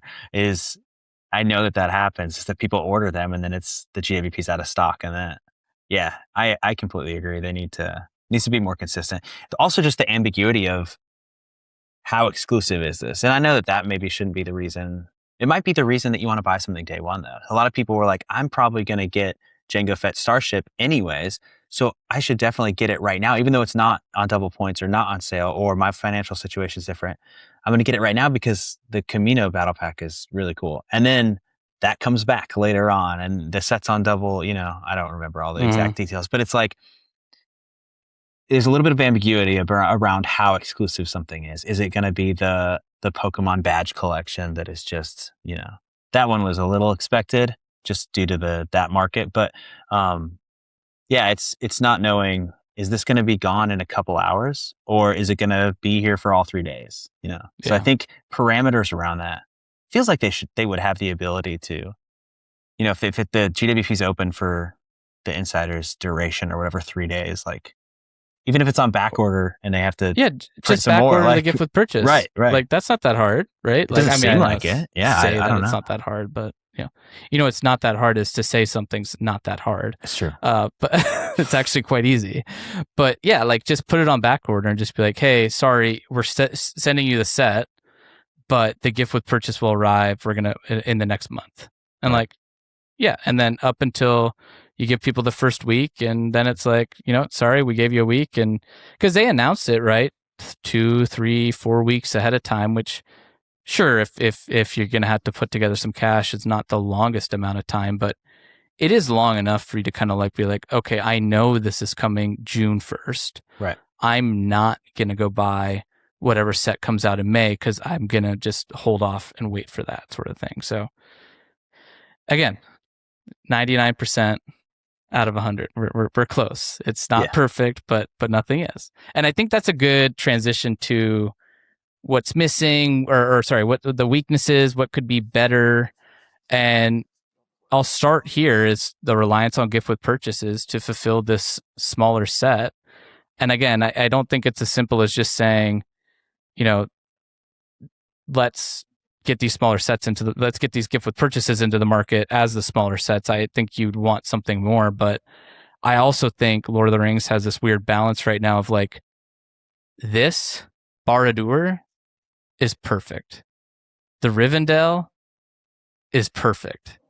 If they put Rivendell from 2012 on the shelf today, you would be like, Lego, am I a joke to you? Is this a joke? What is this? Yeah. It's true. The bar is very high. And I wonder if like how that impacts their desire to make smaller sets, because, it's very easy, and it's not easy, but when you have an expected price of between $400 to now, $600, $700, right? Yeah. You don't have to really shortcut a lot of things. They can add the things. They don't have to make tough decisions about to keep it in a $40 to $50 price point. What minifig should be included? What, can we do like printing on this leg assembly? It's those kind of things that they don't have to worry about in the large sets, and then in the smaller sets, I feel like there could be more opportunity for that. But well, and I think too, it's Lego and 2026, right? We don't. The smaller sets Lego would produce would be in the 80 to 100 $160 would be a quote unquote smaller set at this point, right? It's not gone are the days where it's like, okay, we're going to get Gandalf Arrives and the Wizarding Battle, which honestly, if you saw on the shelf back in the day, you probably were a little underwhelmed by in the first place, right? Like, right. So it is this kind of, yes, everybody wants smaller sets. It is certainly a weakness here, but I don't think it would be this formidable, super detailed scale set that you like, just like we see today with some of these bigger ones. There would be sacrifices. So I agree. I think that I do. And I think, I don't know, given that we have such large and impressive sets, it's not like those would be the only Lord of the Rings sets that we're getting. And these are minifig scale, and they go with the, it's not the Star Wars UCS where these are huge display models that are separate from the minifig scale playset model. These are playsets, right? Like whether or not people are playing with them, they're built as playsets. So if we got smaller sets that, couldn't do, the same level of printing on, or have as many minifigures, or have the, visual appeal, I don't think that's a bad thing. I don't think there would be a negative reception around that, especially because of the quality of these sets. And I think that's something that is missing, is just these smaller playable play sets. The smaller, now if we look at what we've been getting recently, which is the Book Nook set, the helmet set is a new and, to me, very surprising addition, to be honest. I was really shocked that they did that. I also don't think that I would guess that it is probably not a one-off. It seems odd. I don't think any other themes they've done one helmet. And I think the minifigure inclusion also kind of sets a standard, which could be interesting. Does it feel like you can now release another helmet without a minifigure? But they've made smaller sets, right? Like, it's not like we only have, like, if we look at what 2023, we got one.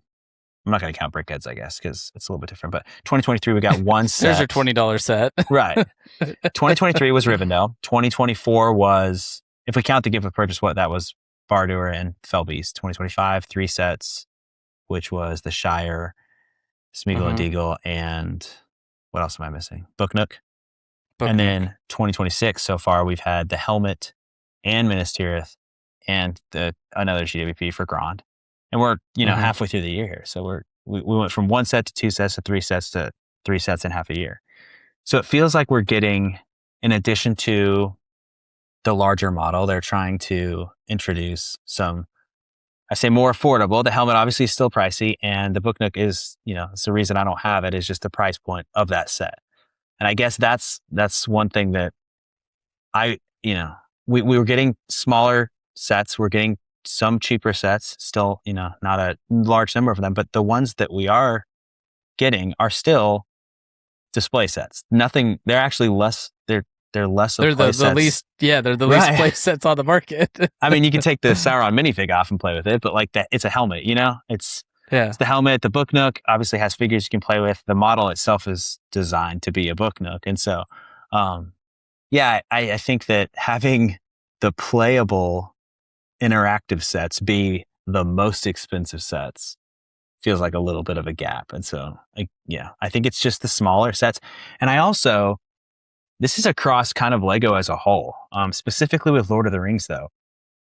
I think that sometimes there's a perception that a play set is one thing and a display set is something different.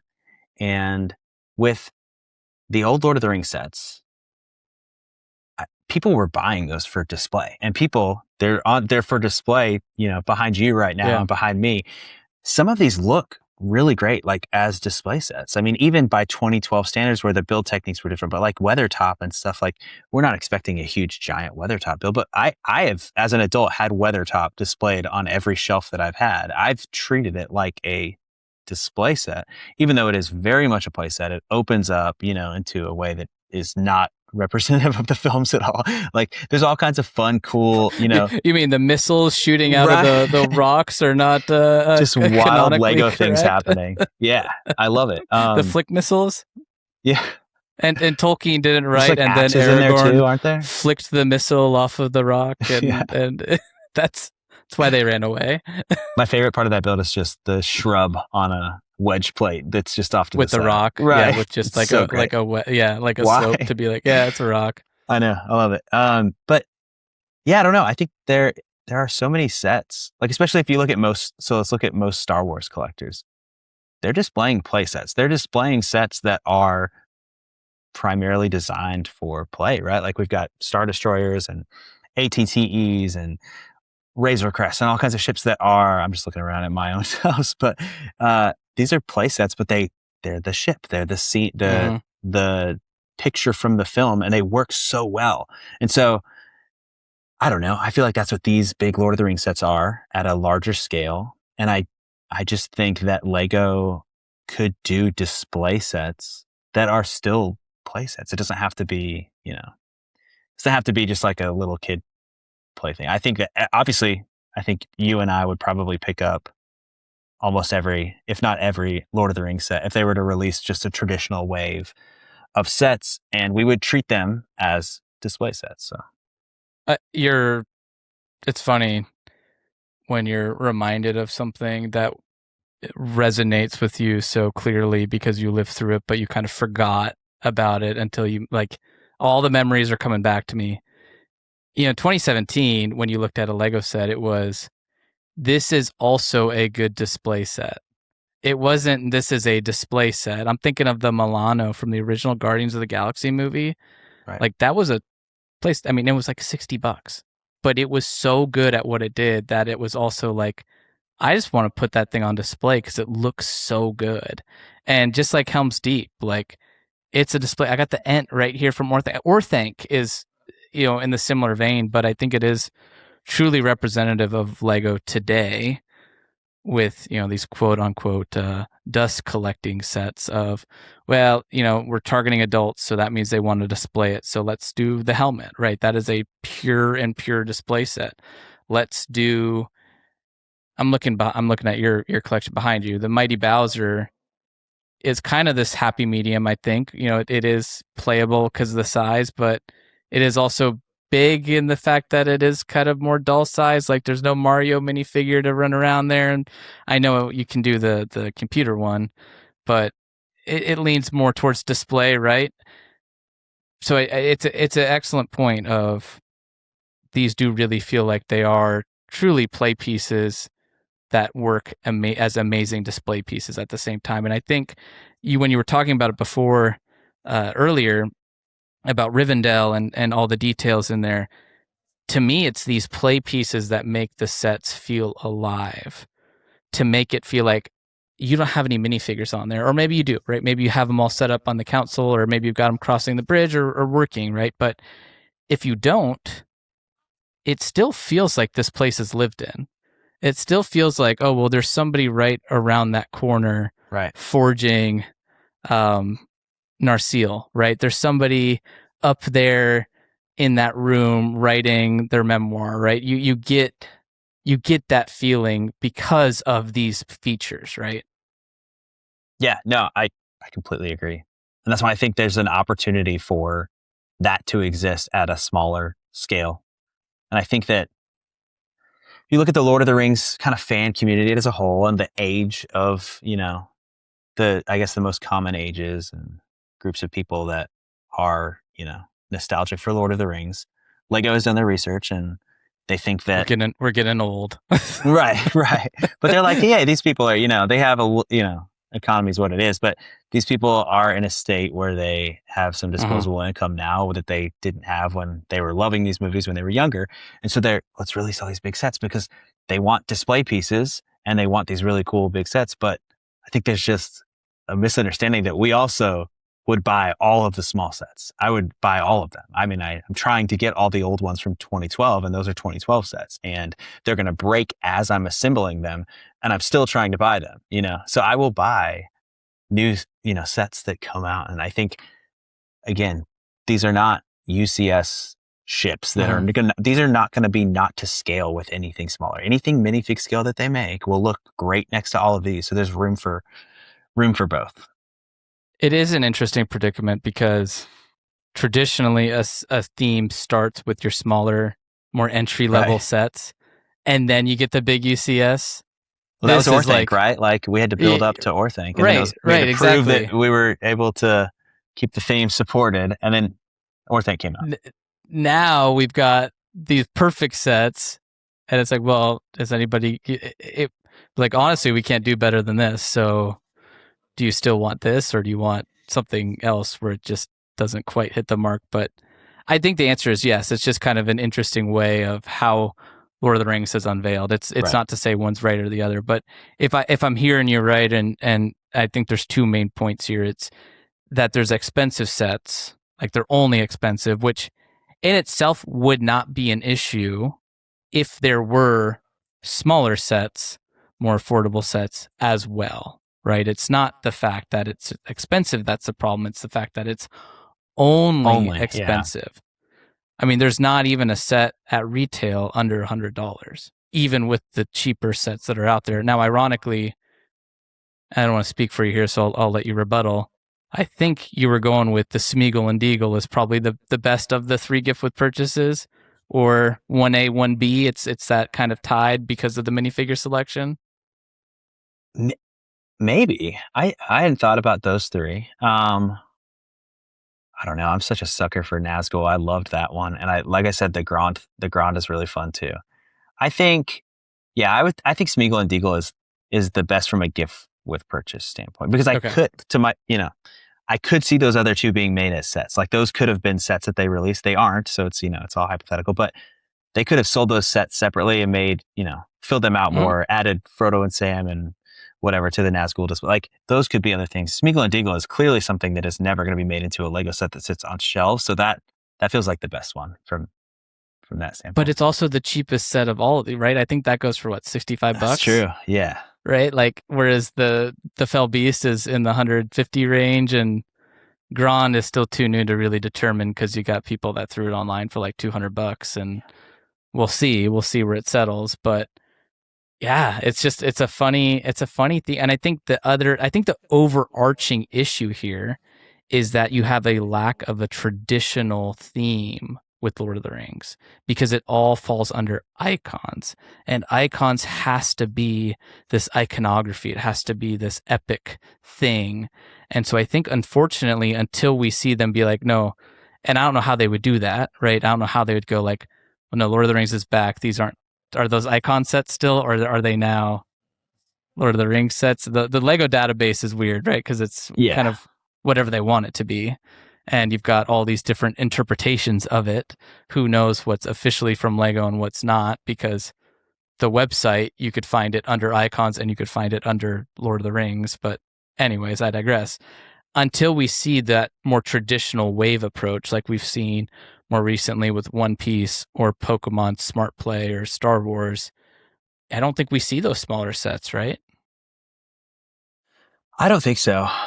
Yeah, the icons tie-in also makes me feel slightly nervous because it feels a little bit like borrowed time. I know that there was a comment that was made, or it was in the instructions, I think, for the Shire set about them wanting to do those 3 sets, and I think it was the design interview. I've said it on this podcast. Right. Yeah. They said the trilogy is complete, right? And yeah, it being icons makes it feel like it could go away at any point. With every one of these big releases, it feels like that could be the last one, or the last, because we've seen this with icons before and themes that come through and have just one set or just a couple sets, or they bring, they haven't thrown the full theme treatment behind Lord of the Rings yet. And so obviously I think the sets are doing well. Obviously we're getting sets at a higher rate than it's increasing slightly every year, but that is part of what makes me nervous, is the icons tie. And then, I don't know how I'm not totally familiar with the entire icons like theme, but it doesn't seem like we would be getting a wave of Lord of the Rings theme or Lord of the Rings models under icons. Icons has traditionally been just one-offs, right? You've got your modular, you had your Barad-dûr, you had your Concord. that That was it, right? And so yeah, you don't get a wave, so it'll be interesting to see what they do. So, spoiler alert, what's missing? Smaller sets. I would say specifically battle packs, because if I look at like the minifigures that are missing, we kind of talked about how we pretty much have everybody but Eowyn. I would also add Witch King to that. Witch We King, don't have a true Witch King.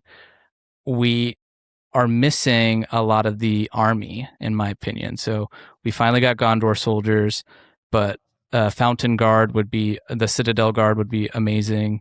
The Haradrim would be amazing. The Easterlings would be just phenomenal. Like those would all really, really help. And my worry is we'll see them in a UCS $600 black gate and you'll get one of them. Whereas I want to be able to get a lot of them because I'm tired of making mocks with $30 armies. Yeah. Yeah. Battle packs would be just completely ideal in so many ways because it would enrich the sets that we already have. It would enrich the older sets, right? Like trying to fill out your Helm's Deep display right now is very costly. I mean, you know that better than anyone. But yeah, I don't know. Battle packs feels like just an instant home run. But I don't know. I don't know what they'll do. I would love to see. Yeah, battle packs for sure. Sorry, I was going to say the Helm's Deep edition set. What is that called? The gate set or the portion of the wall that has Amber. That to me, I mean, that is a battle pack, right? Like ultimately, it's part of the wall. It's an extension of a set. $40 wasn't really a battle pack price, in 2012 or 2013. But at its core, you get minifigures from both sides of the skirmish. You've got a instantly playable function. It connects to and enriches another large set with a battle. You get that. You can play with it right out of the bat. So it gives it, the kid accessibility and play features is right there. But then for adult collectors to extend their display or build something else with it, it's such a home run. I love that idea. I think that set is like perfectly done. I think that should be the model. If we, if they were looking at doing battle packs going forward, that's what I'd like to see. And the Star Wars sets have done that a little bit differently, where you'll get like 2 and 2, or you'll get 4, 501st soldiers and some, gun thing. There's lots of different ways they could do it. They've done a few different scales of battle packs in the Star Wars side. Obviously, those are getting a little more pricey these days, so I wouldn't expect super affordable battle packs if they did Lord of the Rings. But I mean, I think it would just be so great to have the ability to pick some of these minifigures up at non-Bricklink prices. I'm looking at the battle pack right now. It's funny. It's actually called the Uruk-hai Army. That's right. Yeah, is the name. Yeah. And it comes with the Scorpion and then the wall segment. But there are 6 minifigures. I guess I forgot that. I thought there was 4. 4 Uruks and 2 Rohirrim? 4 Uruk-hai and then Rohan right? Soldier and Éomer. That's a great balance. $30 too. Awesome. $30. Yeah, I think that one was a Target exclusive, right? Was it? I think it was. Maybe it was. I got mine I was lucky enough to grow up next to a Lego store, so okay. It wasn't always that way, but at that point it was. So, right. But yeah, $30, 6 minifigures and a horse. Right, horses are somewhat rare. Usually they add about $5 to the price. True. So even today, spending $40 on this would be like, I mean, one Uruk-hai is $40. So if you could get 6 for the price of one, like, yeah. That's such a great set, though. Like one Éomer is $80. Right. So his helmet alone is like $25, I think. I mean, his shield is incredible. His spear piece is great. Like that's a great set. That I would love to see. Yeah, that set from different battles. So I would love to see one that goes with Minas Tirith. I would love to see all kinds of other battles. I'd love to see this exact same set done again. There's all kinds of opportunities. So. That would be I love that idea. $40 or hell, Lego. If you make it happen, I'll spend $50 or $60 on these things. Like give me 6 minifigures and every single one of them. You've got Pelennor Field. You've got Minas Tirith. The Minas Tirith one comes with 4 orcs. 2 Rohan soldiers. One can be a Citadel guard. You've got the Pelennor Field, which comes with 2 Rohan soldiers on horseback and 2 Easterlings, maybe 2 orcs, right? Could do You've Army of the got Dead. Army of the Dead one with maybe Umbar pirates. Yeah. Maybe not. Maybe just Army. Black Gate one. You could do obviously a Helm's Deep one. Amon's Hen. Oh, Helm's Hen Deep would one. be great. I would love to see Lothlorien elves in, sort of thing. That's another. Yeah. We just haven't seen enough of the minions, right? Enough of the army builders themselves to really. True. It's very true. And I think that's why you don't see a lot of mocks, right? Because it is. I mean, I sift through eBay postings and I will literally buy them broken. That way, if somebody grabs at them or something like that, it's not my personal collection. B, these are also from 2012, so it feels really awesome when you're sticking Urukai onto plates and you just hear crack, crack, crack, crack, crack, just because you looked at them wrong, just because the AC kicks on in the room and half of them crack, so. Dude, that's wild. That happening. Well, I've been building these sets new, and like, I'll make it through and I'll be like, oh, that's not too bad. I only have 2 pieces. And then I put it on the shelf, and then the next day I'm working and I just hear, like, just it's just cracking on its own over there, and I see like I got a tile launched off the shelf. Like, it's wild. But yeah, that's such a great point, honestly, is that Star Wars, it's not even a recent thing. Star Wars has done battle packs for so long, and you have so many. I mean, in the early waves, it was definitely, I remember having 1 Stormtrooper, and that was really cool because I got it in the first TIE Fighter set that came out.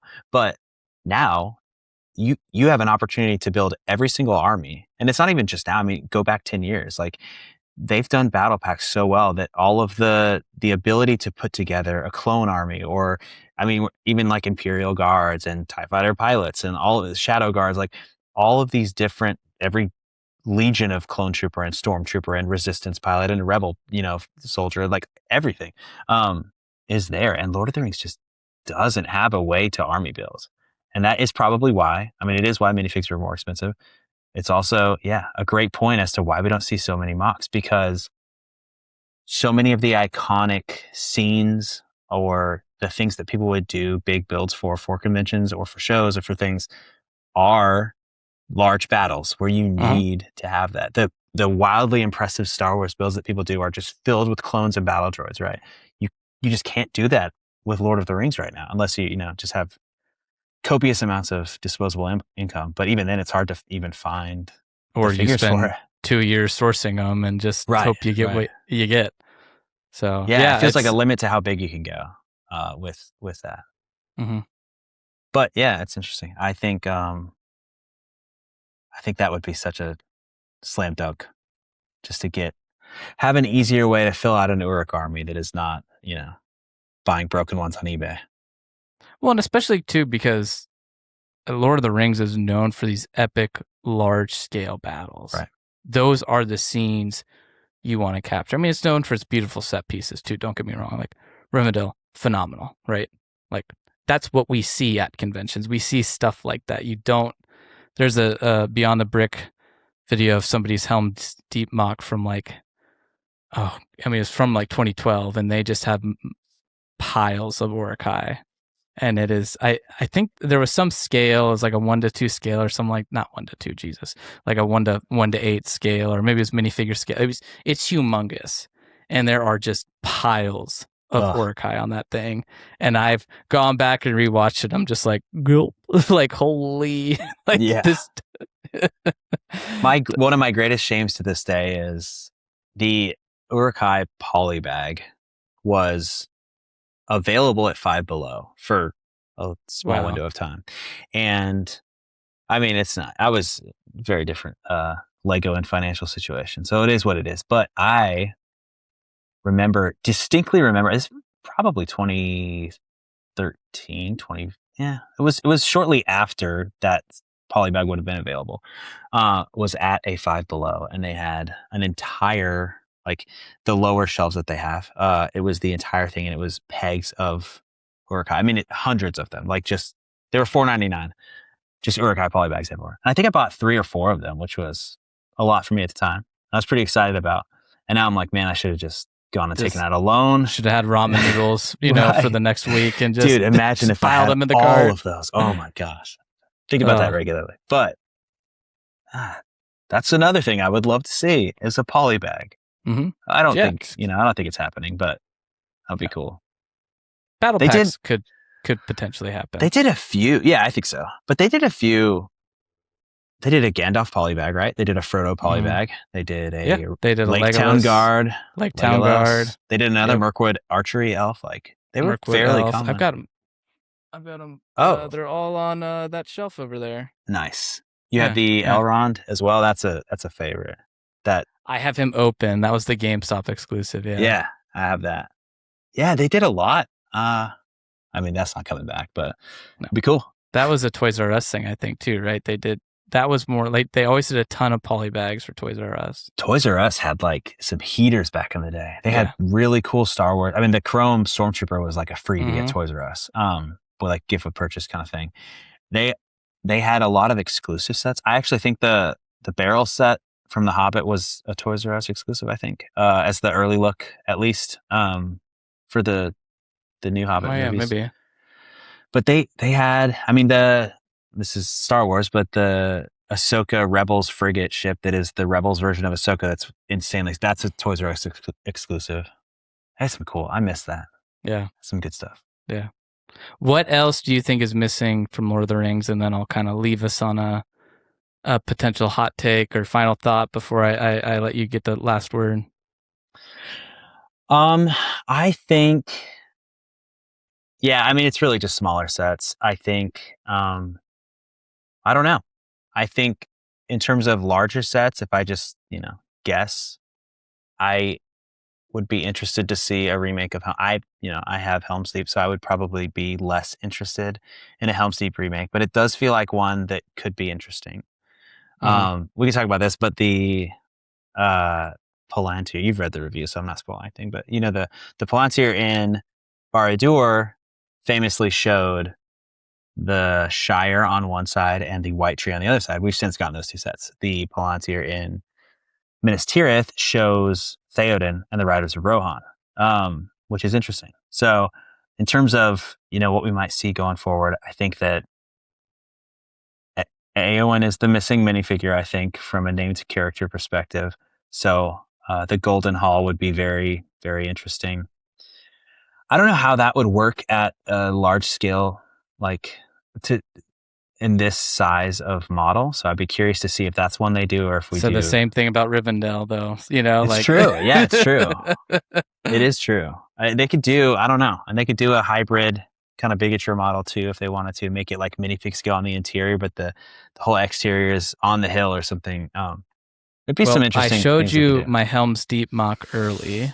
You did. I will be doing a Golden Hall that's on the list next at a similar on the same base. Okay, correct. That's awesome. Well, maybe not the big one because I made a bigger one with Helm's Deep, but on the size of like the Amon Hen and that's great. Mines of Moria base. So I'll do it. yeah, that's the best part. You can build the stuff yourself. I bought the Viking Village set a while back on clearance because I was like, I'm gonna throw this at a Golden Hall, somehow. Mm-hmm. But I don't know. I don't know what other.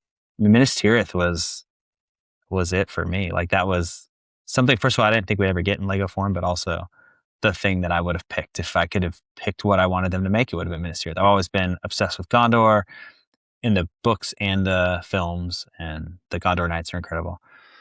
Blackgate remake would be great in my opinion. I think so. Yeah, that's another one that doesn't have to be a $400 display model.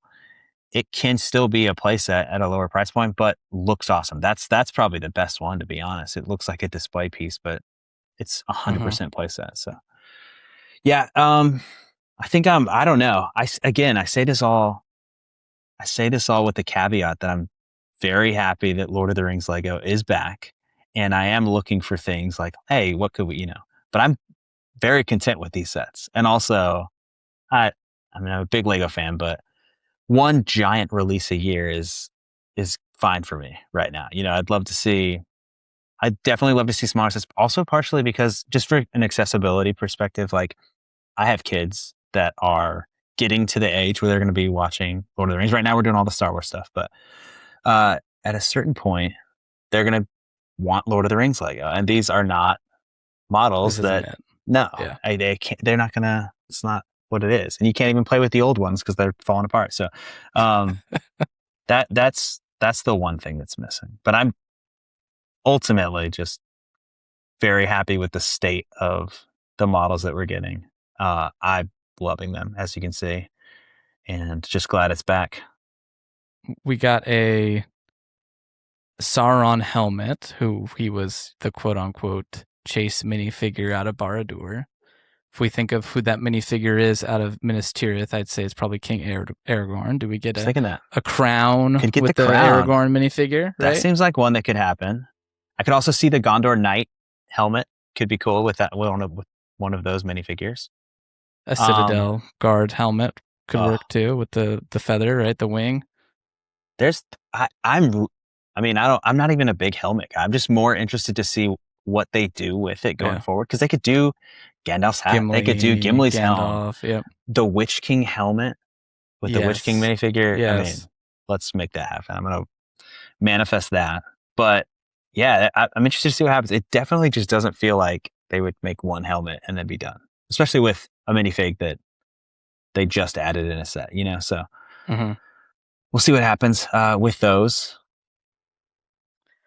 Well, I think too, in my opinion, we're not too far off here from a perfect Lego theme.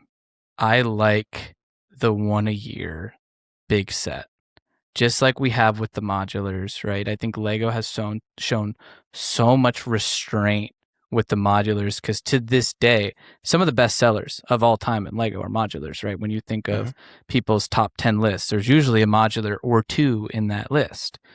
And they've been very disciplined of doing one per year. Like, if you could have a trade-off of, would you rather have would you rather have Star Wars, where you get 50 new sets every single year and half of them are repeats of sets you had in the last 5 years, the other 25% are repeats of sets you've had in the last 20 years, and the other 25% are maybe new stuff of like new IP that they're coming out with that you're just not that excited about?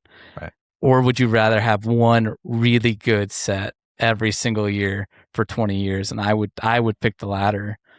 But I would also say, like, you throw in a battle pack or two a year, you throw in one of these other display sets, be it a helmet or a diorama style of set, a book nook style of set, a shelf set, throw in a battle pack, and I think you're perfect. I think it's a perfect theme, because it's one that there's still a ton of room for mock building and imagination. It makes that accessible, but at the same time, the stuff that you're getting from Lego is worth a buy day one, which is not always the case. You look at some of the sets that come out, and you're like, I'll get to it eventually. These big sets that come out, you want to get to it. It's a religious experience at this point. So that's kind of my opinion of, like, again, 99% is still an A. Right. What that extra 1% looks like to me would be battle packs. But more importantly, I think staying at this consistent pace of release. Yeah, I couldn't agree more. This is the only theme that I will buy day one. Because, I mean, everything, in my view, everything gets a sale at some point, or, this is the only theme where I'm picking these up. Because the GWPs have been awesome. They've been enough to push me over the edge, but also I'm just excited about the sets. I'm going to get it anyway, so I might as well just get it when I can get the GWP. Yeah, completely agree. It's there. This is, in my opinion, the best current theme. I think it is one, like, the modern Lord of the Rings sets are maybe one of the best run themes that Lego has had, like run of sets that they've done in a while. And so I'm very happy with it. There's, like, obviously the battle packs and smaller sets would be the one thing that they could add, but the Lord of the Rings team is killing it. Well, I just wanted to thank you again for joining me on the pod today and yapping about Lord of the Rings. This is one of the longer episodes we've had, but that's okay. I think just like the movies, we got to if we're going to do this, We got to do it the right way. We got the extended edition podcast. Yeah, just wait. That'll come out Right. in a year. We'll have another 45 minutes of content for it. It's awesome. No, thanks for having me. I did see it. Well, I have you here. We talk a little bit about the movies. I want to know your opinion on this real quick. Okay.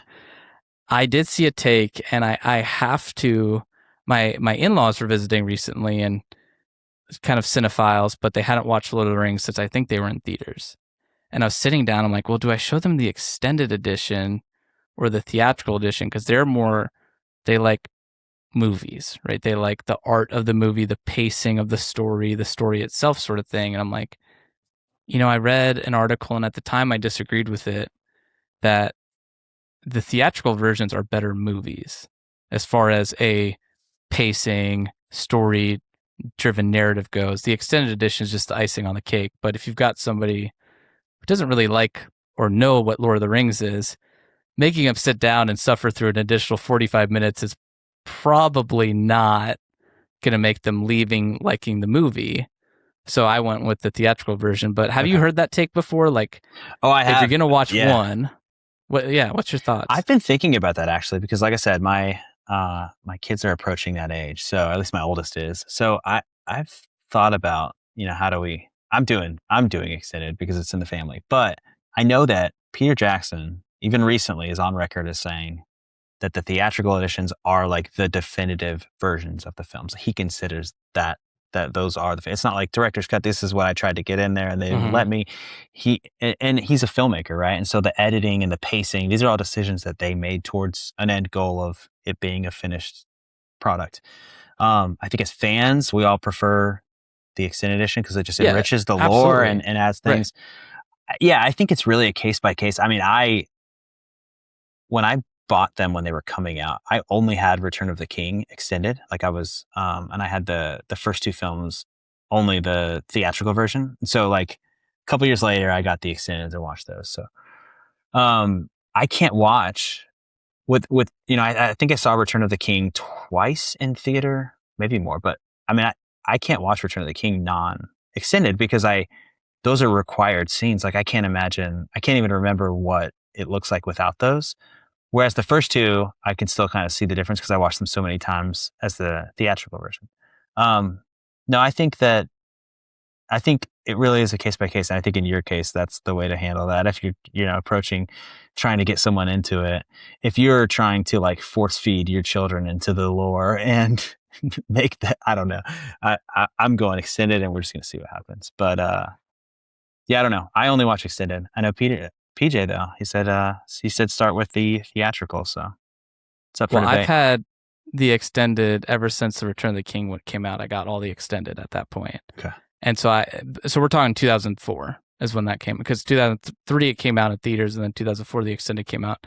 So I rewatched the Fellowship non-extended, and the concerning hobbits chapter, right, is part of the extended, and it's not a part of the theatrical. And so there's another scene where when Gandalf arrives and he goes with Frodo, and the cut is different, and there's a scene there that they removed, and I was like, holy. And my wife's like, what? I'm like, I have seen this movie. I watch it at least once a year. I've not seen that scene for 25 years. Right. Yeah. And I need to go back and do that. I didn't even know it existed. So after that, I was like, you know what? For my daughter, like, I'm going to have her watch the theatrical, and then I'll make the next few. Like, we'll watch it again within like 6 months, because that might be the way to do it. Actually, she's going to be like, a little ADD obsessed with this for the rest of her life, sort of thing. So like, watch the theatrical, and then that makes you appreciate the differences, because that way what stands out to you is what's new, and it's almost like you get to enjoy the same thing twice. And I think that's why everybody likes the extended, because it does create a whole different viewing experience, but you only get that experience if you've watched the theatrical. That's where my mind is on it. I was curious for yours is, and that is, like I said, I bought them on DVD. And I don't remember how quickly the extendeds came out for the first two films, but like I was watching them back in the day, though. Remember when, like, it would release from theaters, and then it was like 6 months would Oh, go yeah. by, and then the DVD would come out and it'd be a whole hoopla because this was now available. Go to Blockbuster and pick it up today, sort of thing. Yeah, but I was watching the theatrical cut on DVD so much, like, I mean, all the time. And it's so weird. I think about it every time. I was thinking about it when I was building Minas Tirith, is I've only watched now the extended for the past 21 years or something. Yeah. But I still, to this day, when I'm watching specifically the first two films, I like instantly zero in on the deleted scenes, because I like, my brain has the theatrical version mapped out. And so it's when Sam is getting, with the rope and the salt from the Shire, like, I'm like, oh, that's a new scene. You like, even though I've been watching this scene every year for 21 years, it still feels like a new scene to me. So maybe that is the way to go and do I mean, my kids are the same way. I think probably all kids are similar, but we watch the Star Wars movies and then we got to rewatch them again shortly thereafter. And again, and maybe again, theatrical and again. first, and then make the extended editions more fun. The reason I had brought this up is because when we were watching The Fellowship, my wife goes, I didn't know that was part of I don't remember that scene. I'm like, we watched the extended first, and then we went and watched The Fellowship with my in-laws because we were going to watch it, and then the conversation got brought up, sort of thing. So we watched Fellowship like a few weeks ago, and the scenes in Mines of Moria when Gandalf is like, the real jewels of Moria wasn't like gold, but it was Mithril. And my wife goes, that's new. And I'm like, no, it's not. She's like, that's an added scene. And I'm like, no, it's not. That's like, it's setting up Frodo getting stabbed. Like, it has to be an important scene. And she goes, no, it's not. Absolutely. So we put the other one in, and we made a bet, and I am ashamed to admit I lost the bet. It was not in, and so I got to this point where I can't the Return of the King. I still remember a little bit more vividly, the changes, and same thing with the Two Towers, because I think I was a little bit older probably when those ones came out. I think I was in like second grade when The Fellowship came out, so like it had just become this entire blur. So Fellowship deleted scenes too are more like woven into the story of the film, like, and they're less notable moments. Like, it's like them seeing the elves leaving, right, and Bilbo's narration of concerning hobbits, and like it's the other things that are happening around those are still in the films. Whereas like Return of the King is so easy for me because it's like, oh, the Witch King versus Gandalf, like, it's like huge moments that are like, just absolutely not in the theatrical cut whatsoever. So it is Frodo and Sam crossing Mordor. Yeah. So, okay, this is the final thought. I know we've gone long, but thank you, Jarrett, again for joining us. Appreciate you taking the time to come on the pod, and I hope to see you in person here at a couple events in the future. It would be awesome. Thanks again for having me. Always a pleasure. Absolutely. Brick mail. Well, that was today's topic. Big shout out to Jarrett and Wilderlandbuilds. So you can go ahead and give him a follow on all of his socials. Appreciated having you on, buddy, to talk through all of those details on the current state of Lord of the Rings. Definitely one of our longer main topics, as you can tell by how long this episode is. Specifically, Jarrett and I both having a lot of passion and love for the Lord of the Rings franchise. So really, really appreciated having you on to talk through those sets, the current state, and what we'd like to see from Lord of the Rings Lego. But today for Brick Mail, we have 2 Brick Mails, and then we have 2 reviews. So I'll start with some iTunes reviews. 5 stars from Giaffian. I hope I said that right. Sorry, Giffian. Amazing topics and great host.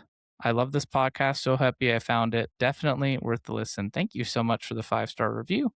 And then the Ravox writes in, mandatory for Lego fans. 5 stars, great podcast, and always a pleasure to listen to. The hosts are great and have a deep knowledge on Lego. It's my favorite Lego podcast and the best. Well, thank you so much for the reviews. It's been a little bit since we had some iTunes reviews, so really appreciate the feedback first and foremost, and then also that it's positive and that you're enjoying the show, and that it's your favorite show. Those aren't words that we take lightly here. And there's plenty of shows out there to choose from, and there's plenty of other shows outside of the Lego world to spend your time on. So it means a lot that you have chosen to spend it here and prefer it here. I mean, that's really, really quite awesome to hear. So thank you so much for those reviews. We really, really appreciate having both of you. Then we got a first brick mail here from Lifetime Shred. You made some great points here. So they're responding to the episode on what makes a Lego set bad.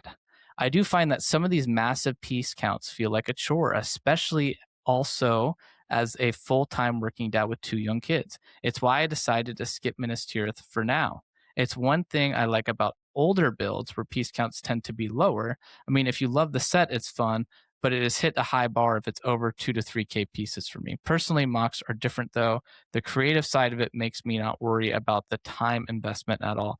And I think that's really a good point, and it actually kind of comes timely as we just kind of talk through some of this with Lord of the Rings here, is that you really have to like a set for it to be one of these giant sets with a ton of pieces, right? It's not we didn't really talk about it during the weaknesses of the current state of Lord of the Rings, but if you just want to dabble, right? If you just want a little piece of Lord of the Rings Lego action, then building something that's got 8,000 pieces in it, that's going to take you a full week or two. And for somebody like Jarrett or myself, we like that experience. We like that because it's Lord of the Rings. But I don't have the Death Star, right? I don't do that for Star Wars. So, but I have gone on the record on the show for saying that Death Star 2 gift with purchase from a few years ago is one of the best Death Star sets we've ever got.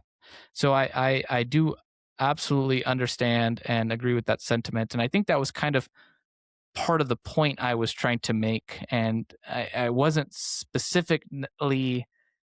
It wasn't supposed to say that the Eiffel Tower was a bad Lego set. It was to say it's a bad Lego set for me because A, I'm not that passionate about the Eiffel Tower, but B, it's a chore, right? It just even if you wanted to build a smaller Eiffel Tower, you can't do that with that many pieces, right? So it's a good point. I think that's a good way to say it too. It makes it feel like a chore, right? And you got to get through it.